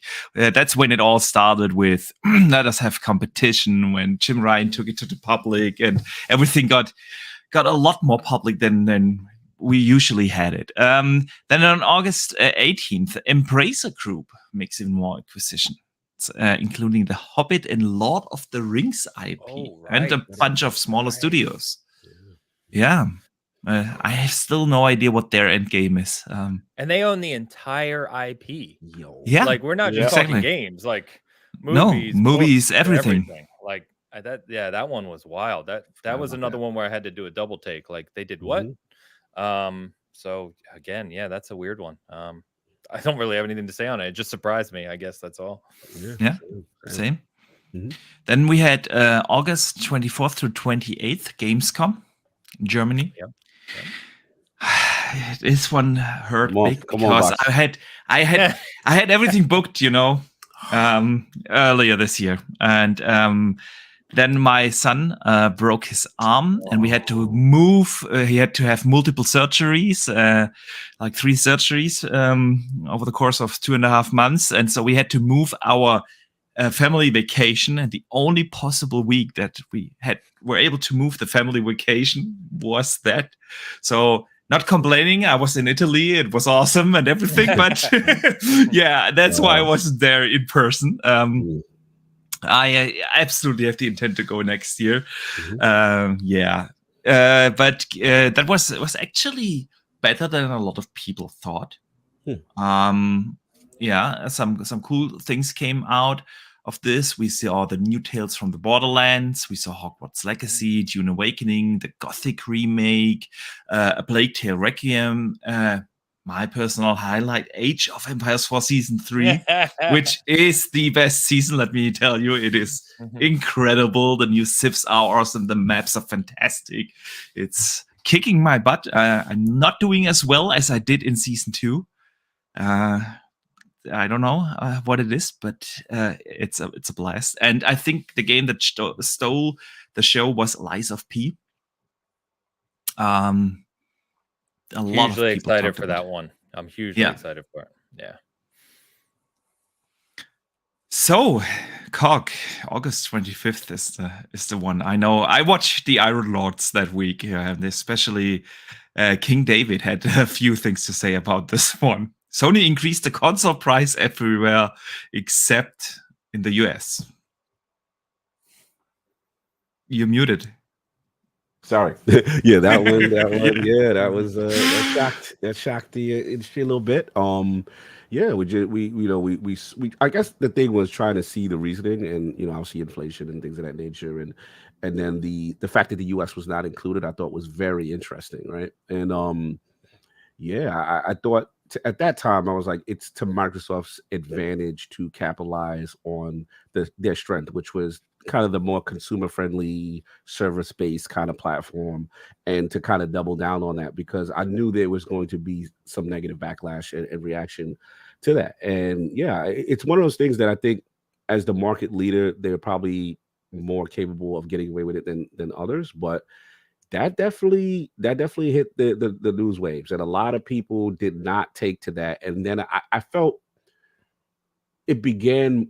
You started to see more of a media turn against Sony. I think I felt that was the start of it, because I know last year it was like, okay, they believe in generations and stuff like that, but most people saw that under the rug. But I think this was the first year that I started to see a lot of public media against Sony with a lot of the practices.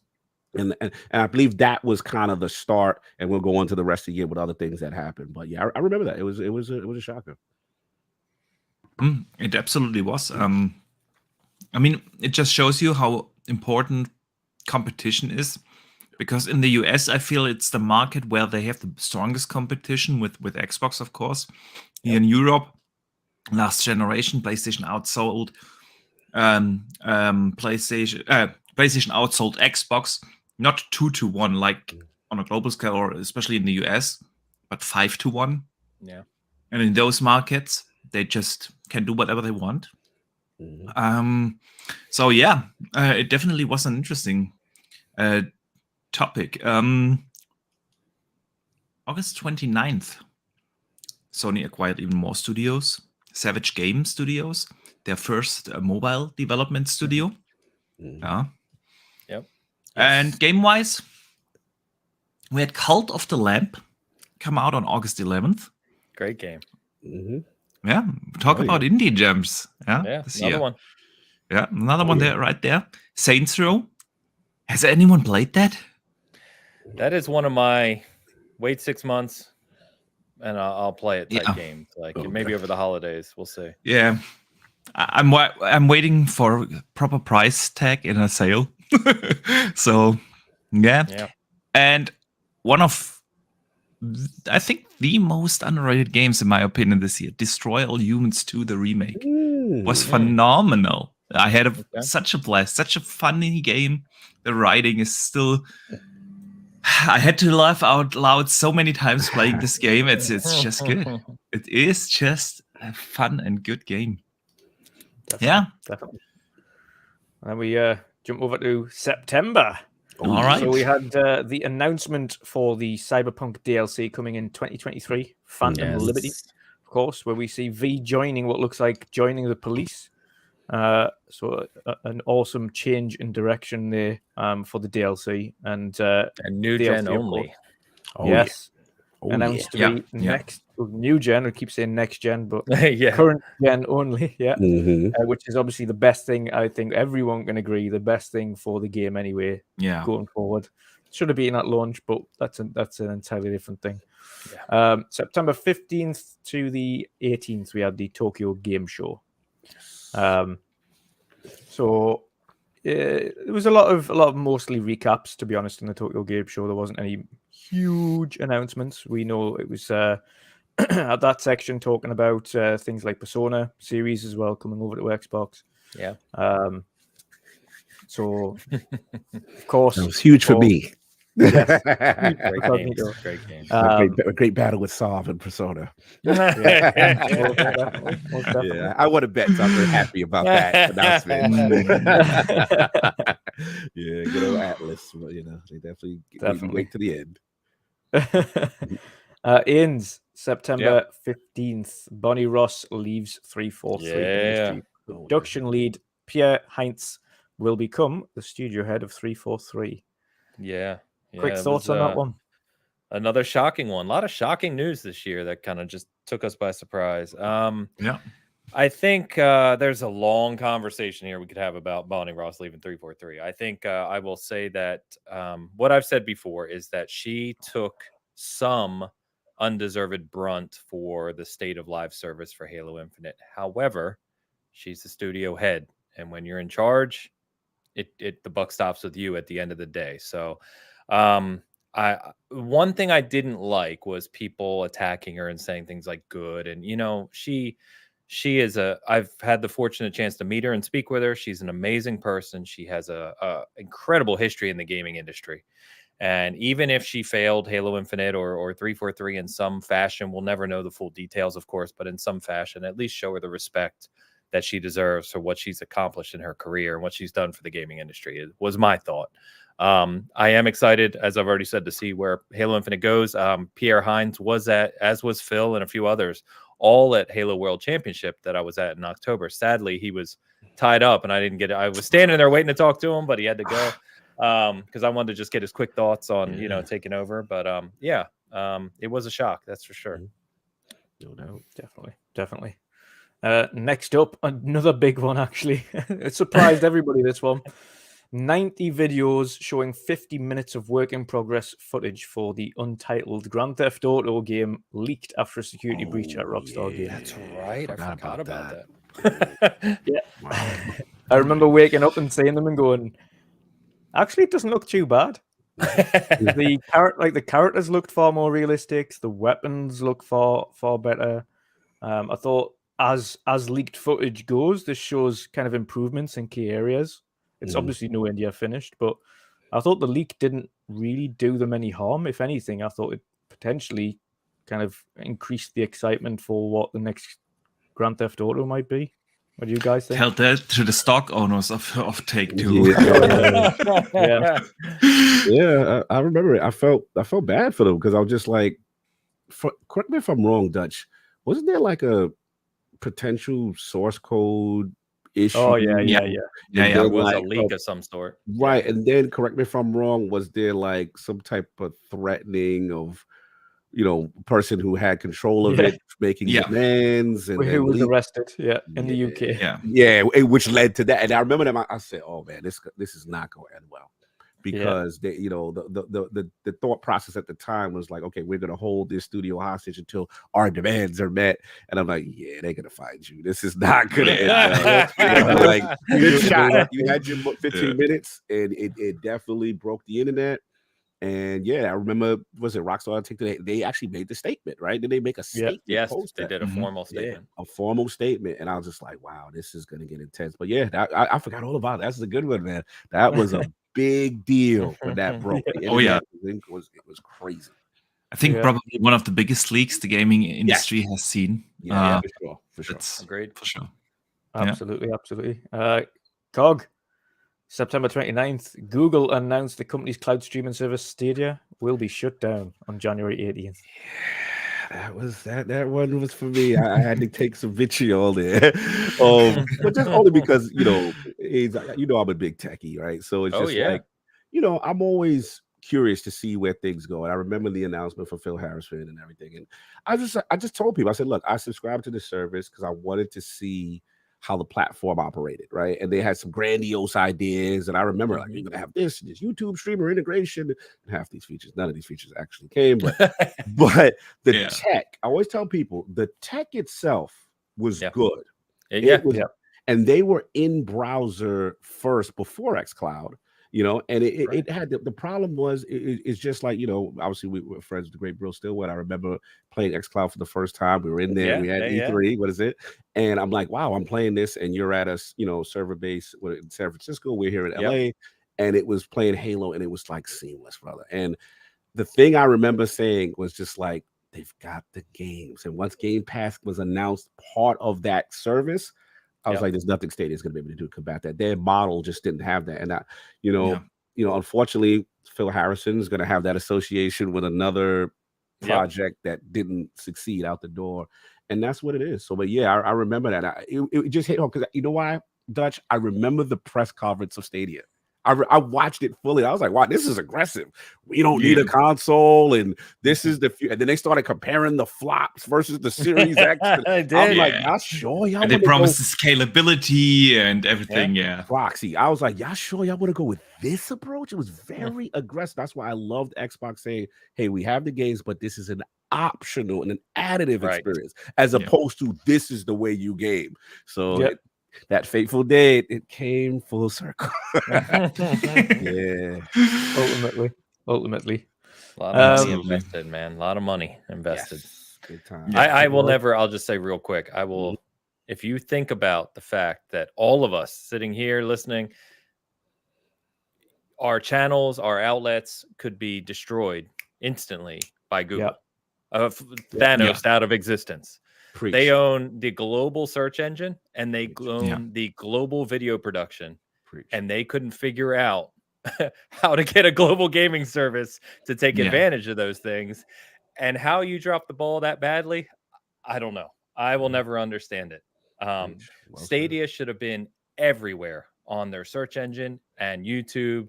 They should have taken over streaming. I mean, they had all the pieces to do what they needed to do. I don't know what happened. It's an interesting case study, if nothing else. Absolutely. Yeah. I wonder if we will ever learn, because you're absolutely right. We said something similar when on the World of Gaming podcast, because it is ridiculous if you think about the potential that Google has. Biggest cloud infrastructure. They basically own the internet with the search engine, YouTube, and everything. It's everything. It was 4K streaming as well. It wasn't like the streams were low quality. They were high quality streams that with very little latency. Like, it was so much in terms of its quality, much above and beyond xCloud. And let me interrupt you 1 second. As a Destiny player, the thought process at the time was to play on Stadia, because at that time Bungie didn't have the anti-cheat in place in PC, and it was because it was a controlled space, you couldn't cheat on Stadia. So people were going there to play competitive Trials of Osiris without the fear of any bad actors, because you knew they couldn't do it, even though the population was extremely small. It's just crazy. That's good. Then we wrapped up the month with all the games. So we had The Last of Us 1 remake, remaster, part 3.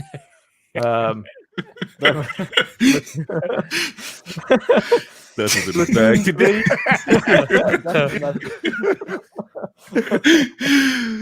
Splatoon 3 had its big release. Of course, we know how successful that's been. Yeah. Huge hit for Nintendo, and again they've just nailed it on the head. This Splatoon's a mega franchise for them now, and I don't think it's going to go anywhere. Big one for me, one of my, if not my biggest indie game of the year, was Metal Hellsinger, released September 15th. Yep. Thoroughly enjoyed that, of course. Still haven't had a chance to get the developers on, but no doubt will in the future. No doubt. But such an awesome game. Return to Monkey Island released on September 17th, sorry. On Nintendo and PC first, of course, as we know, and it's recently came to Game Pass and PlayStation. And then the official launch of Grounded, of course, we know is a big one. Yes. Big one. Huge player base. Great experience. Me, Boxy put in some time together. I know quite a lot of the community have played Grounded now, and it's thoroughly enjoyable from top to bottom. It is. Experience. I came full circle in that game. I went from hating to why is Obsidian doing this? Wow. And then I'm like, oh my God, this is so addictive. This is so amazing. I absolutely love it. I was the same. Like when it came to early access, I gave it a chance, and no, that's not it. That's not it. And now I'm still playing it. I'm building bases, and it's really good. And the narrative is what won me over. I'm like, no, this is really, and I'm not a guy that likes that genre really at all, but they did it in such a good way to handhold me enough that got me into it. And it's excellently done. Brief shout out to Dave. He says in September his birthday was, so that we need to mention that as well. Nice. Me too, Dave. All right. A quick anecdote is you might have noticed that a bunch of us ordered The Last of Us Firefly edition, the collector's edition from Sony. A bunch of us had them damaged upon release, and my post on Twitter went full viral, which I've never really happened before, but PlayStation reached out. I had distribution companies reaching out. I'm still getting DMs 3 months later about people trying to ask me what they should do to get a hold of PlayStation. And quite funny what happened with that. But in short, PlayStation did ship new copies out to everyone who opened an inquiry, but that was it was a debacle, if nothing else. Wow, I didn't how did I miss that? Damn, dude, it was funny. I just posted like, here's my damaged Firefly edition, and it just went nuts. It's all over. Yeah, it's all over. Send me that tweet, bro. I remember the articles being wrote about it and everything. Yeah. I didn't even know where. My head's been in the sand. Damn. I missed that one. Twitter's algorithm is a whole nother discussion at the moment. But we get to Twitter a little later this year. October. Let's talk about October. On October 4th, the Brazilian regulator Kate approved the Microsoft deal. That's the first one. And Ains, this one is for you. October 6th. CD Projekt Red had a blowout in game announcements. Yeah. They announced that they will work on a Cyberpunk sequel, codenamed Project Orion.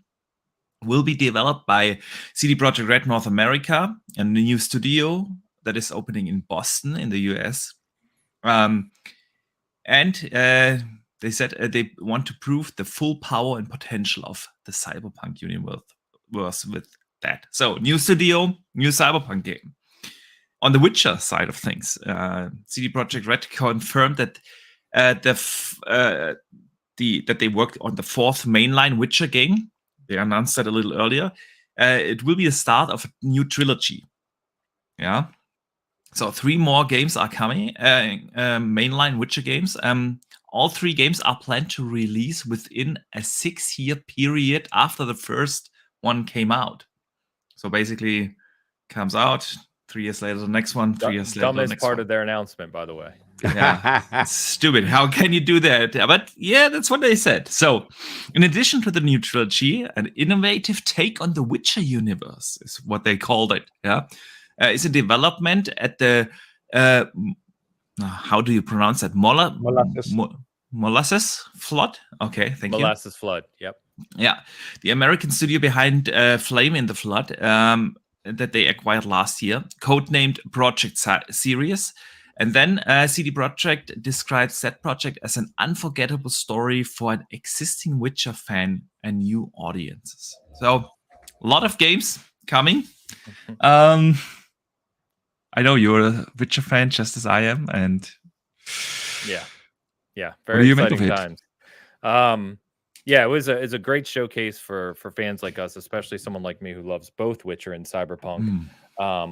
I do love that they got punched in the mouth. We won't cover the Cyberpunk release. We all know what happened there, but they've I won't say recovered, but they've made amends, I guess is the best way to put it. And Cyberpunk's in a really good place. Love Phantom Liberty coming, and then of course they're just doubling down on Witcher. And why wouldn't you? I mean, Witcher 3 is insanely successful. It's one of the most best-selling games of all time at this point. I think it's over 30 million, if I recall correctly. And it's about to launch in a week and a half. We're all going to be playing it again. So it only makes sense for them to double down on the IP, and I think they renewed the IP licensing with what's his name earlier this year too. So it's great. Yeah, the only thing is when you spread this far, as we know, a lot of talent from CD Projekt Red left after Cyberpunk release. In fact, 2 new studios in Poland have opened up from ex-CDPR reps because of the fallout from Cyberpunk. So I won't question CDPR's talent, but you're spreading across new studios with new devs in new locations. It's fair to say the jury's out on what they deliver. And I think that anyone is sitting here thinking they're going to make another Witcher 3, better just pump the brakes a little bit and let's see what they actually deliver. Yeah, but I am excited. And all jokes aside, after everything that's happened with Cyberpunk, who the hell comes out in this great presentation of IPs and future and says, after the first one releases, the whole trilogy will be out in a 6-year time frame? Why would you say something like that? Why would you put a time frame on it? I don't know. That was silly. But other than that, it was great. Yeah, it's good. Not much to add. It was. I was just happy to see them kind of bounce back, and me personally, Cyberpunk. I really felt the core game itself was really good. Obviously, we know the issues. We didn't go into that, but I like that the resurgence started to happen. You saw the announcement with the expansion that was coming, next gen, things that we all felt should have happened, and drop past gen support, and then to see them ride the wave of edge runners, and I've never seen. Like Edge Runners really shot like something in the arm for the Cyberpunk base, and it was really cool to see. So yeah, obviously we know the Witch is coming, and again, what I thought is I just thought it was interesting the way they set that up, because a part of me was like, are they getting themselves sexy for acquisition? Because like you're giving out this whole roadmap, and to me, you only give that to show people, hey, we've got all this good stuff coming, and that's the only time I looked at CDPR like. Why would you put that level of information in your roadmap unless you're trying to showcase something? So that was here's value recovery is really what it was, because their stock took a hit, a massive hit. So it's kind of recovering the company. But you're right, and I know I don't know all the details. I know Poland, being a Polish company, they have interesting laws about how they can be acquired or managed or what have you. So I don't know, but you're right. It was definitely a partial financial statement, if nothing else. Yeah, absolutely. Absolutely. So what else happened in October? The new Silent Hill games were announced. Silent Hill F, Silent Hill Townfall, and the Silent Hill 2 remake. So yeah, much of Silent Hill is coming. Then we had on October 27th the best news of the year. Age of Empires 4 is coming to consoles. So that's right there, another 450 hours gone. The way Boxy's going, I gotta fire this thing up. You have to, man. It's on console. There's no excuse for me now. I have to fire it up. Yeah, you have to. Absolutely. And by the way, also the Age of Empires 2, the definitive edition, is also coming to Xbox consoles. So, yeah. Until then, I'm gonna spend again way too much time in it. I just if with me, it's what Halo is for you is with Age. I can't. Yeah, I've seen your posts, man. I love seeing stuff like that. I really do, because there's so many games and there's so many things we all play. And when all of us find that game that just, who cares what anyone else thinks, this is the game I vibe with. I love that. Exactly. It's great. Yeah. On the game side of things, October was actually quite an interesting month with releases. We had Overwatch 2 that came out. A smaller game that I have yet to play. I haven't downloaded, but I haven't started yet. The Last Ori Crew. It's an open world RPG. Looks really interesting. A Plague Tale Requiem came out. Yes. Oh yeah. Good Indeed. game. Very good game. Gotham Knights came out on October 21st. Still playing that. I took a break for God of War Ragnarok on that. Now that I finished Ragnarok, I have resumed it and I love it. It's really good. New Tales from the Borderlands came out, and Call of Duty Modern Warfare 2 came out on October 28th. So pretty good month, right? Yeah. Massive month. Yeah. Modern Warfare 2 broke records, as many of us figured it would. But Plague Tale, great. One of my favorite games of the year. Fortunate enough to review that one, and just loved it. Solid story, absolutely stunning. Fidelity on that world and the sound, and it's really excellent game all around, in my opinion. It is, and the ending, it really hit hard. Great ending. Great ending. Love the epilogue too. Like, it's just it's well done, very well done. Absolutely. Yeah, Dutch. Let's move to November. You're muted. I have to. Should I use your power? I unmuted you. Pretty small news month this one, actually. So November, we had the EU set to investigate Microsoft Activision deal in more depth, as we all know. Of course, month by month, we have every bit of news from regulators. Dominated the cycle. November 7th, BioWare releases new Mass Effect 4 tease. November 11th, the Halo Winter update hits. Of course, with Forge release, co-op gameplay for the first time for since its initial launch, eventually, but it hit, and that's what matters. Love the objectivity. That's just being nice. He's being nice. Tell us how you feel, Dutch, about the I put my shield down again. Oh, dear me. November 17th, we had the Game Awards nominee controversy. Of course, we've all spoke on this. We've all mentioned what we think should happen. I think for me, specifically for the Game Awards, I just don't see the sense in talking about nominations before the nominations are closed. I do not get that philosophy from Jeff. He's like an excited puppy. He just wants to talk about his project. And unfortunately, he just talked about it way too early. God's an excited puppy. That's going in. It is. He is, though. He's more like the excited puppy. He's got this project he's working on. He's super proud about it. He wants to talk about it. But every year does the same thing. He announces the nominations before his nomination period is closed. And that makes absolutely zero sense. Completely agree. And Pentiment got screwed because of it. Yeah. Frustrating.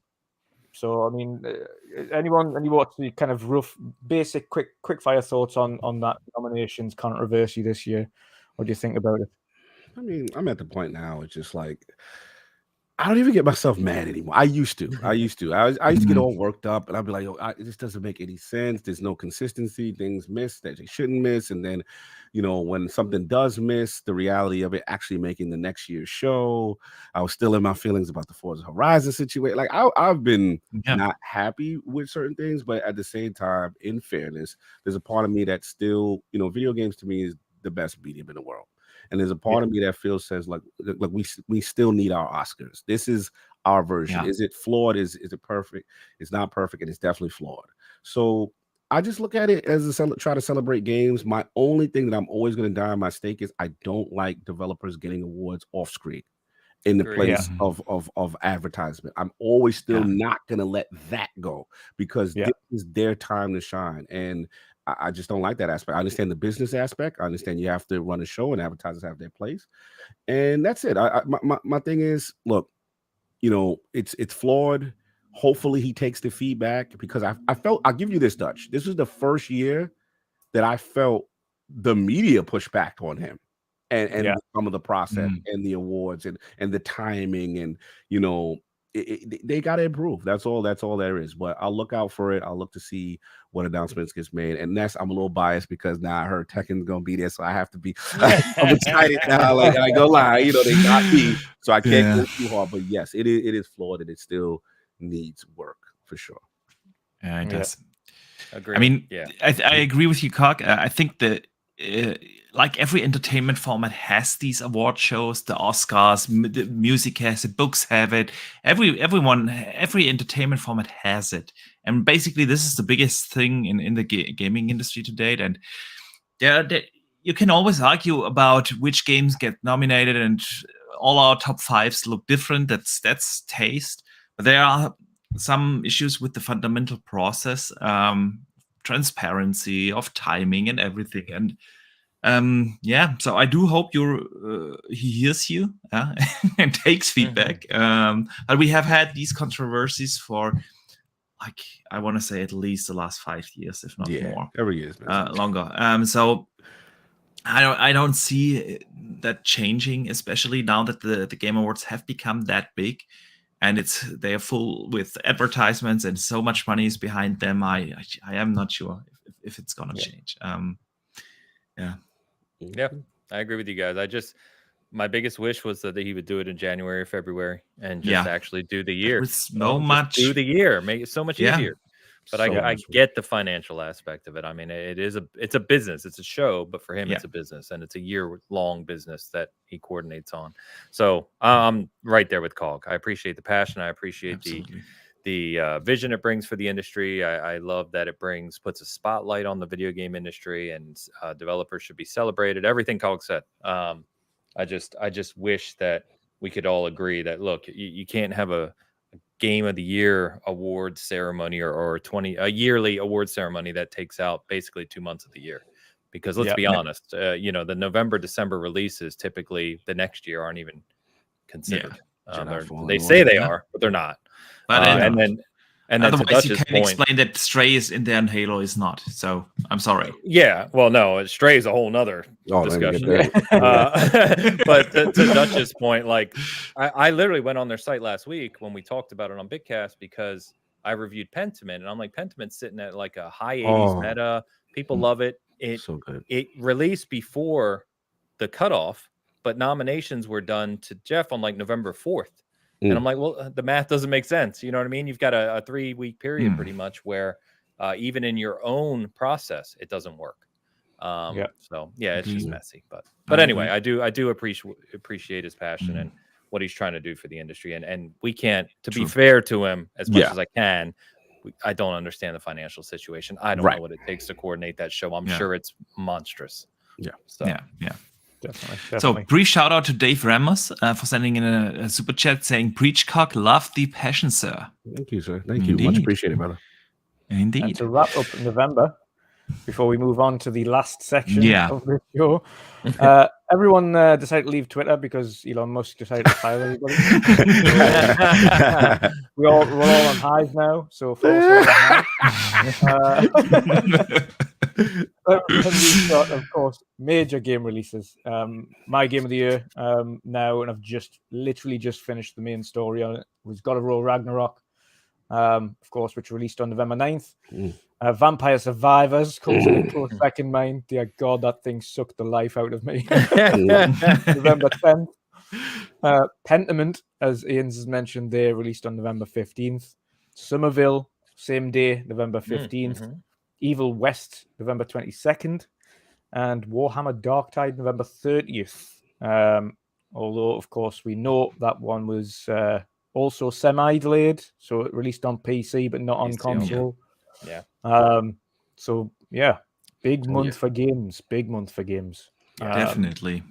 And I think we've all had a lot of good experiences there. Like I say, God of War Ragnarok is stolen game of the year for me this year now.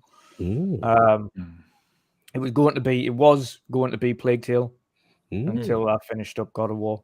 And then this second secret ending on God of War Ragnarok as well, which I got straight after the finish of it last night as well. So story wise, also absolutely awesome. I know Pentiment, Ains, you loved that game as well. Yeah, it's not in my game of the year, but it's one of my favorite games I've played this year, I'll say. Yeah, I gave it an 8 in my review. Loved it. Pleasant surprise. Yeah, pleasant surprise. Really enjoyed Pentiment. And I thought again, a very unique title, but niche, and not everybody's gonna like it. But if you give it a chance to get to the first murder, it had its hooks in me. Yeah. But, I gotta give Somerville a little bit. It's flawed, but I thought the second half of the game was excellent, and it gave me some really good insight. Very, very what about artsy fartsy games, but I loved it. I thought at the end, bro, it's one of those games you have to have a discussion. What do you feel happened, right? And multiple endings, that kind of thing. It's from Jump Ship, those guys that did Inside and stuff like that. So it's from a guy who loves games like Another World by Eric Chai. This was more Another World to me than it was Inside, and I loved it. But yeah, it does have its little technical flaws here and there, but it's still a good ride. I started it, but I get distracted as we all do, so I need to go through it. How long is it? Probably short, probably about 6 to 8. It's not that even long. Yeah, but Okay. very puzzle heavy. Very puzzle heavy. You're getting yelled at, by the way, Dutch, in the chat for Sonic Frontiers. Oh, her talk is out here crushing you in the chat, man. Sonic crowd ain't trying to hear you. Sonic Day instead of Ragnarok Day. And bring that Sega around here. Keep that Sega to yourself. Oh man. For me, I'll also mention that the biggest release, believe it or not, for me in November was Warzone 2. I'm a huge Battle Royale player. Love PUBG, played a lot of Apex. And Warzone 2 I was super hyped for. And I almost said shockingly, but it has delivered. It's incredible in my opinion. I love it. It's just this huge 30-minute long, 150-player sandbox war. That you play every match, and I've just had an absolute blast playing with friends. The situations you get into in that game are just bonkers. I still can't believe that game exists. Like, it's hard to describe. If you think about the tech and what's going on to create that game and the gameplay, I mean, you can have 4 people on a boat with a helicopter. It's like a full-on battlefield, but in Call of Duty Warzone. It's amazing. I love it. Yeah, I'm scared. I know I'm gonna get addicted to it. I'm scared to boot it up. It looks so good, man. Yeah, it's so fun. I will. And plus, they clouded me on Twitter. They said I'm in it, Hutch. Or something. You are. That was me. Yeah, that was you. You said I'm in it. Everyone's like, Cog, what's up? This character looks like you got to play this game. It is. I think you need to actually reach out to him and ask for some compensation because They definitely took your likeness. That's for sure. I got to give him a shot. I definitely. I've heard great things about Qualcomm. All right, guys. So let's wrap this year up with the December, because December we didn't have much news so far. Obviously, it's December 3rd. Right. Let me briefly shout out a couple of games. Callisto Protocol came out yesterday. Yeah. And we will have High on Life and Crisis Core Final Fantasy VII Reunion come out this month. And of course, the Witcher 3 next gen patch is gonna be this month. So that brings us to the end of the year, and I think with that, it's time to discuss our game of the year. I know what Ains is gonna pick. I'm not sure what Cog is gonna pick, but yeah. Before we do that, let me briefly announce the next giveaway here, so that people have time to type in the hashtags. And we use this time hashtag Goty for Game of the Year. Just type that in the chat. I will bring it up here on the screen in a second, and then you can win another $25 gift code for Xbox, PlayStation, or Steam. Just let me know which one you prefer. So, gentlemen, Game of the Year. Ains, let me start with you, because I know how much you like Elden Ring. But yeah. So please. let's see. So I have been a little more critical of God of War Ragnarok than I expected to be, and I haven't finished it yet. I'm at 30 hours. So that one is not there for me. I think Plague Tale is up there, but to keep it short, it's an obvious one for me. Elden Ring. I've said many times now. For me, it's not even a ballpark. Like there's not even a competition here. I think that Elden Ring is so far beyond the other games that we've seen this year and in recent times. I would say that it's remarkable. I think it does things that a lot of other games could only dream to do. And I think, like I said, even if you take away, let's say it's not your type of game, right? You don't like the game. It's hard to deny the impact it had on the gaming industry this year. Absolutely. Yeah. And then even if you take away all of that, which you can't, right? But even if you do, it's still the highest rated game of the year.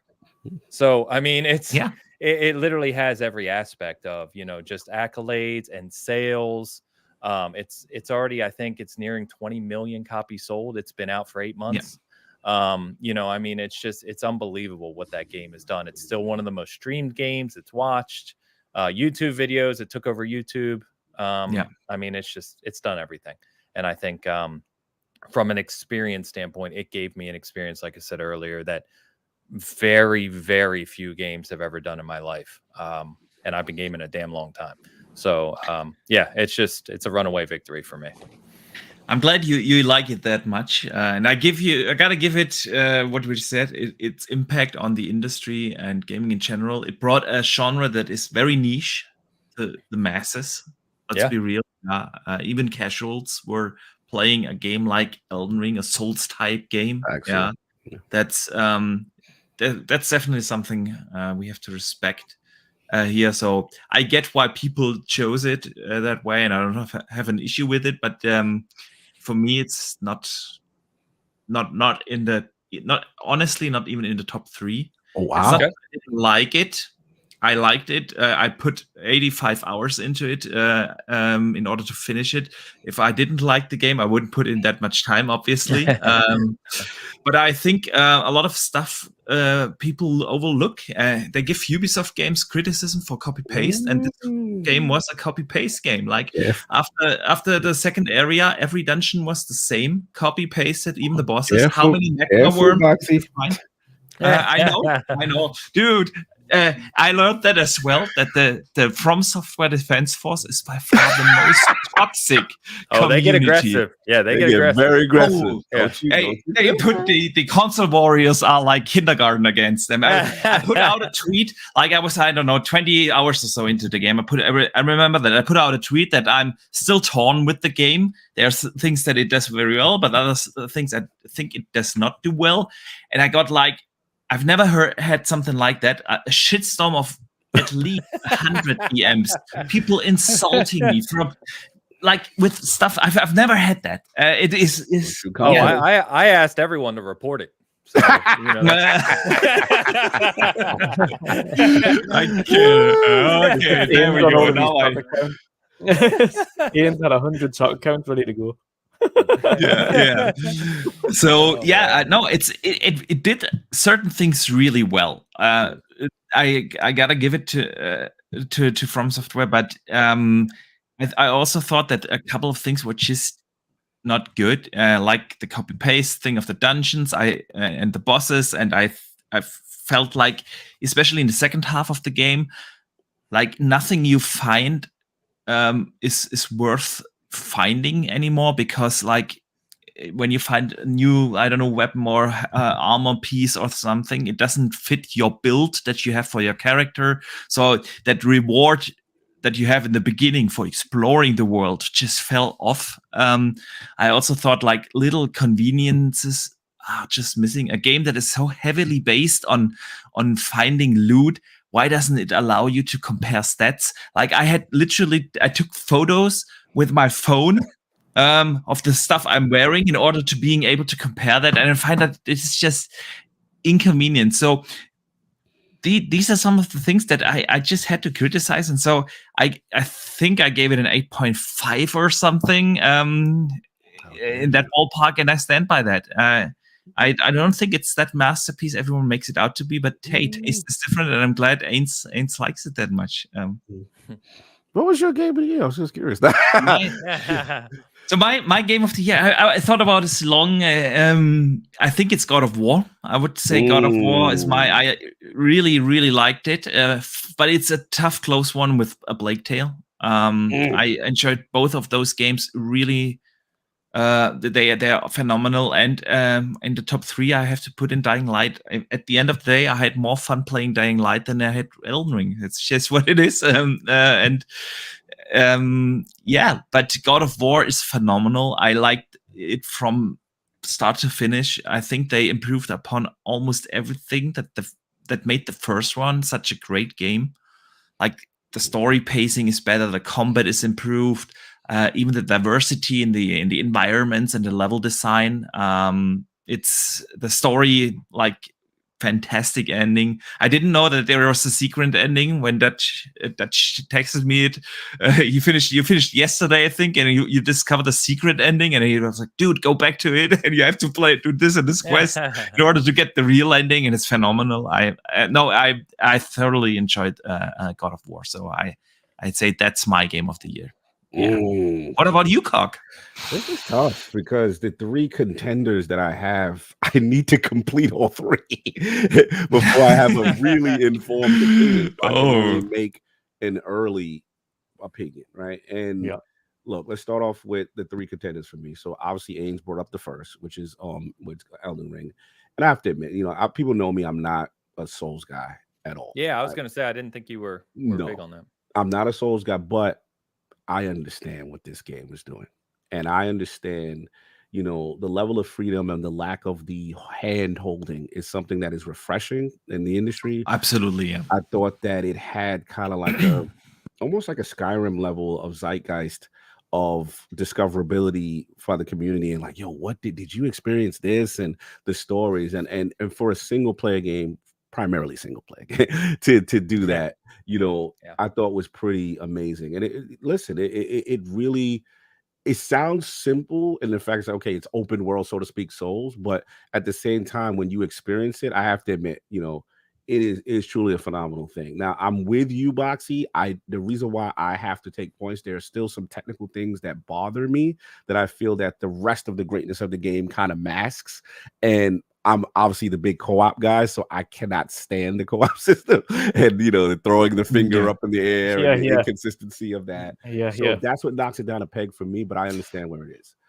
The second part now comes to Dutch, which is Ragnarok, and Ragnarok is phenomenal. It looks like the game. Like when you look at it, it's like this looks like the game of the year, just on a pure fidelity standpoint. It's beautiful, and how it plays, and obviously the story. And I love the mythos, the mythology is Kratos, the gods. Like it speaks to me. However, this is where I do gotta lean with Ains, and I do feel that there are some parts of it where it's like narrative. It's great, and if you love it, awesome. But then you get to combat, which is still fun, but it's like clear the room, go to the next segment, and it was kind of like a rinse repeat formula.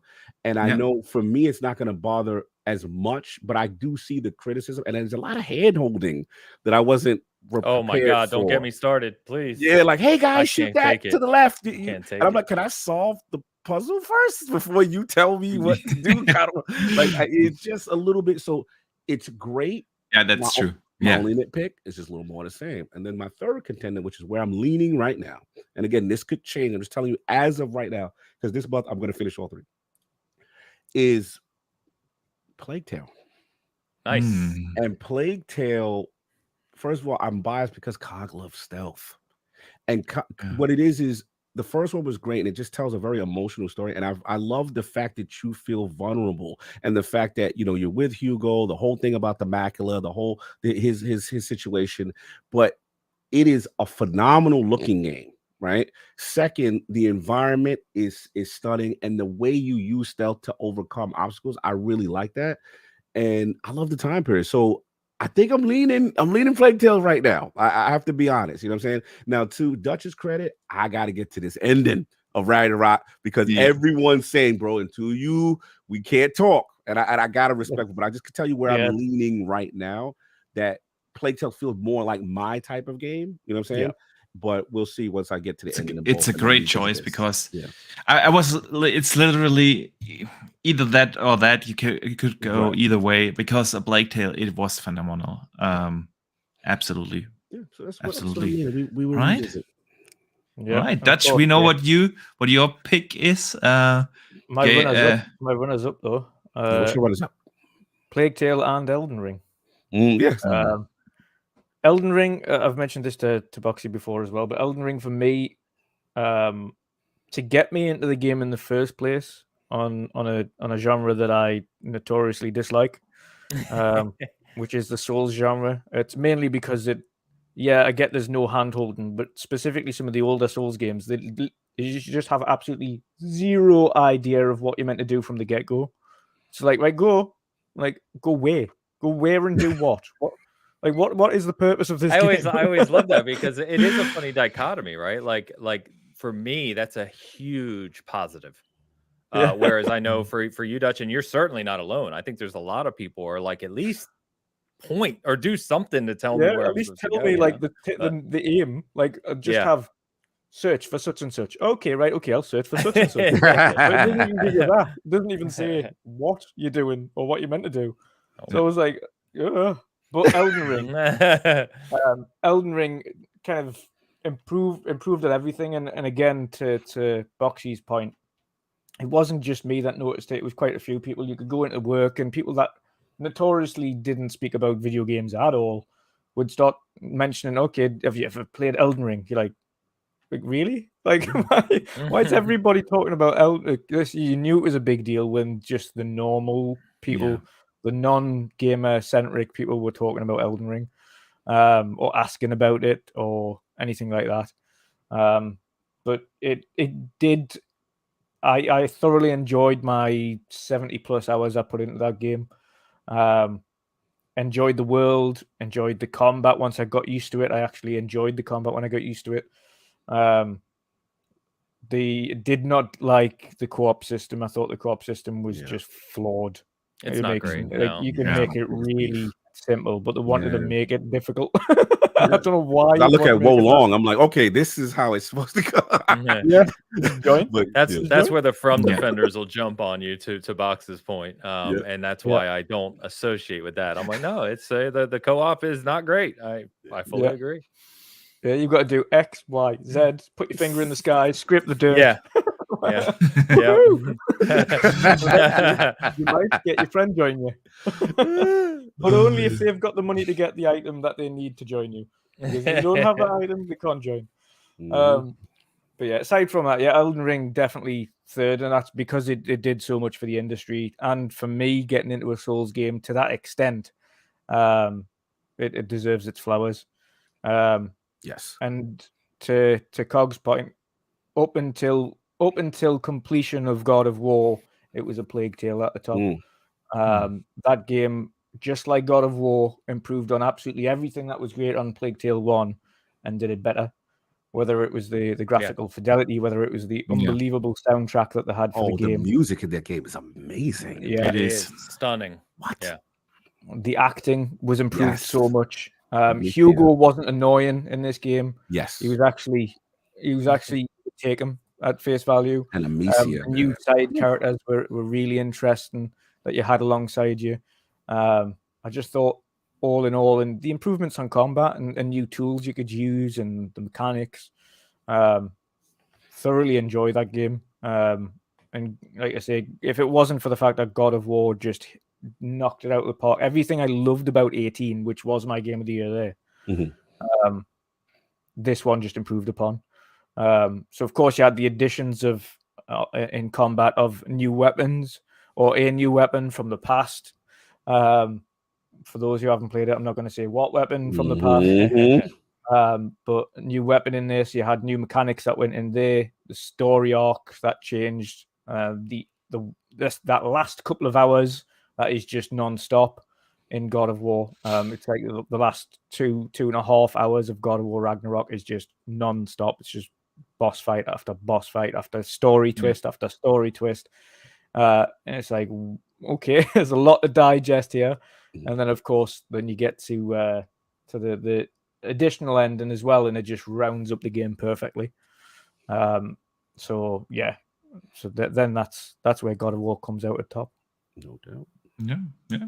Ainsley, did we get your runner-ups before we draw the giveaway? That's an interesting question. I don't know. I think I'm not even joking, guys, and I know I've said it multiple times, but it's like I said, for me, it's not even a ballpark. There's like Elden Ring and there's everything else. I would probably say if I had to pick one, I'd probably be close with you guys on Plague Tale. I think it's excellent. Really, really enjoyed that one. I really did, for what it is, I really did enjoy my time with Pentiment. I think that would have to be in my top 5 if we're doing that. I was trying to think what else I played this year. There was something earlier on. Shockingly, I thought Horizon Forbidden West would be up there for me. I stopped that game. So I love Horizon. I platinumed the first one. I'm a big fan of the IP. I was super excited for this one. And you know what really turned me off of it is the darn narration. She doesn't shut up. She doesn't shut up. It drove me nuts. It's same in God of War. They can't stop telling you what to do. The entire game, they treat you like you're a baby. Like, do this. And like, as soon as you walk into something, you can't even scan the room before they're telling you what to do. And Aloy was so over the top, I actually stopped playing it. And because of all the other releases, I actually haven't gone back to it yet. So I think knowing me, I like open world. I like the combat in Horizon. I think once I go back and actually fully invest, and they've actually updated it so she talks less, believe it or not. Really? Oh yeah. That's funny. Yeah, which I hope they do for Ragnarok if you're lucky. Oh yeah. But I want to go back and play that because I do think by time I finish, it's hard to finish all these gigantic games. By the time I finish her Forbidden West, I think that'll probably be up there. I hope it is anyway. So no doubt. Yeah, good shouts. All right, guys, so let's draw the second winner for the next giveaway. If you haven't already, hashtag Goty in the chat. We just have to wait a few seconds because of the delay, and then we do a small countdown, short countdown. Let's say 5, 4, 3, 2, 1, and there we go. Let's go. Who is gonna get the second one? Pull it off again. I'm trying. Come on. Oh, I was close. Amblix. Awesome. That's great. Congratulations, man. Do me a favor. Hit me up somewhere. Twitter, Xbox, PlayStation, doesn't matter. Let me know what you want for which platform you want the code and in which country you live in. So I can get you a working code. All right, guys. But with that, we can wrap the show up. I think 2022 was a very interesting year. Even though it felt like in the middle we had very few releases, very few news items. Overall, it was still a fantastic year for gaming. Lots of great games, lots of interesting stuff happening in the industry that we all cover. The community this year was also, I want to shout out them as well. Amazing. We had so many laughs here on the show. We had guests from the community come on the show. It was fantastic. So definitely want to shout out the community as well. Any last words from you guys before we let everyone go here on 2022? Yeah, great show, man. Great show, boys. It's always good to recap and so many things I forgot about, right? You know, that you guys brought up and especially announcements and stuff like that. But like I said, I thought it was an underrated year. Some really great titles did release. And listen, my backlog still says there's stuff in 2022 that you need to finish. So clearly it wasn't as bad as year some people made it to seem, made out to seem. So yeah, look, I really enjoyed it. Another shout out, I'll be remiss. Obviously, I didn't mention this. And I gotta give about it was indie that kind of blew up, and I forgot to mention. I'm a big Demio guy, as most of you guys already know, and obviously in the VR space, I thought I saw the potential there. And it was cool to see PlayStation also recognize it, and also now make it a PSVR 2 launch title as well as a PS5 version, and then to see it launch on PC. And for people who love the turn-based genre, I thought that was phenomenal. The support that game has gotten is tremendous, and to see them grow has been amazing. So I've been pulling for them. That's been cool.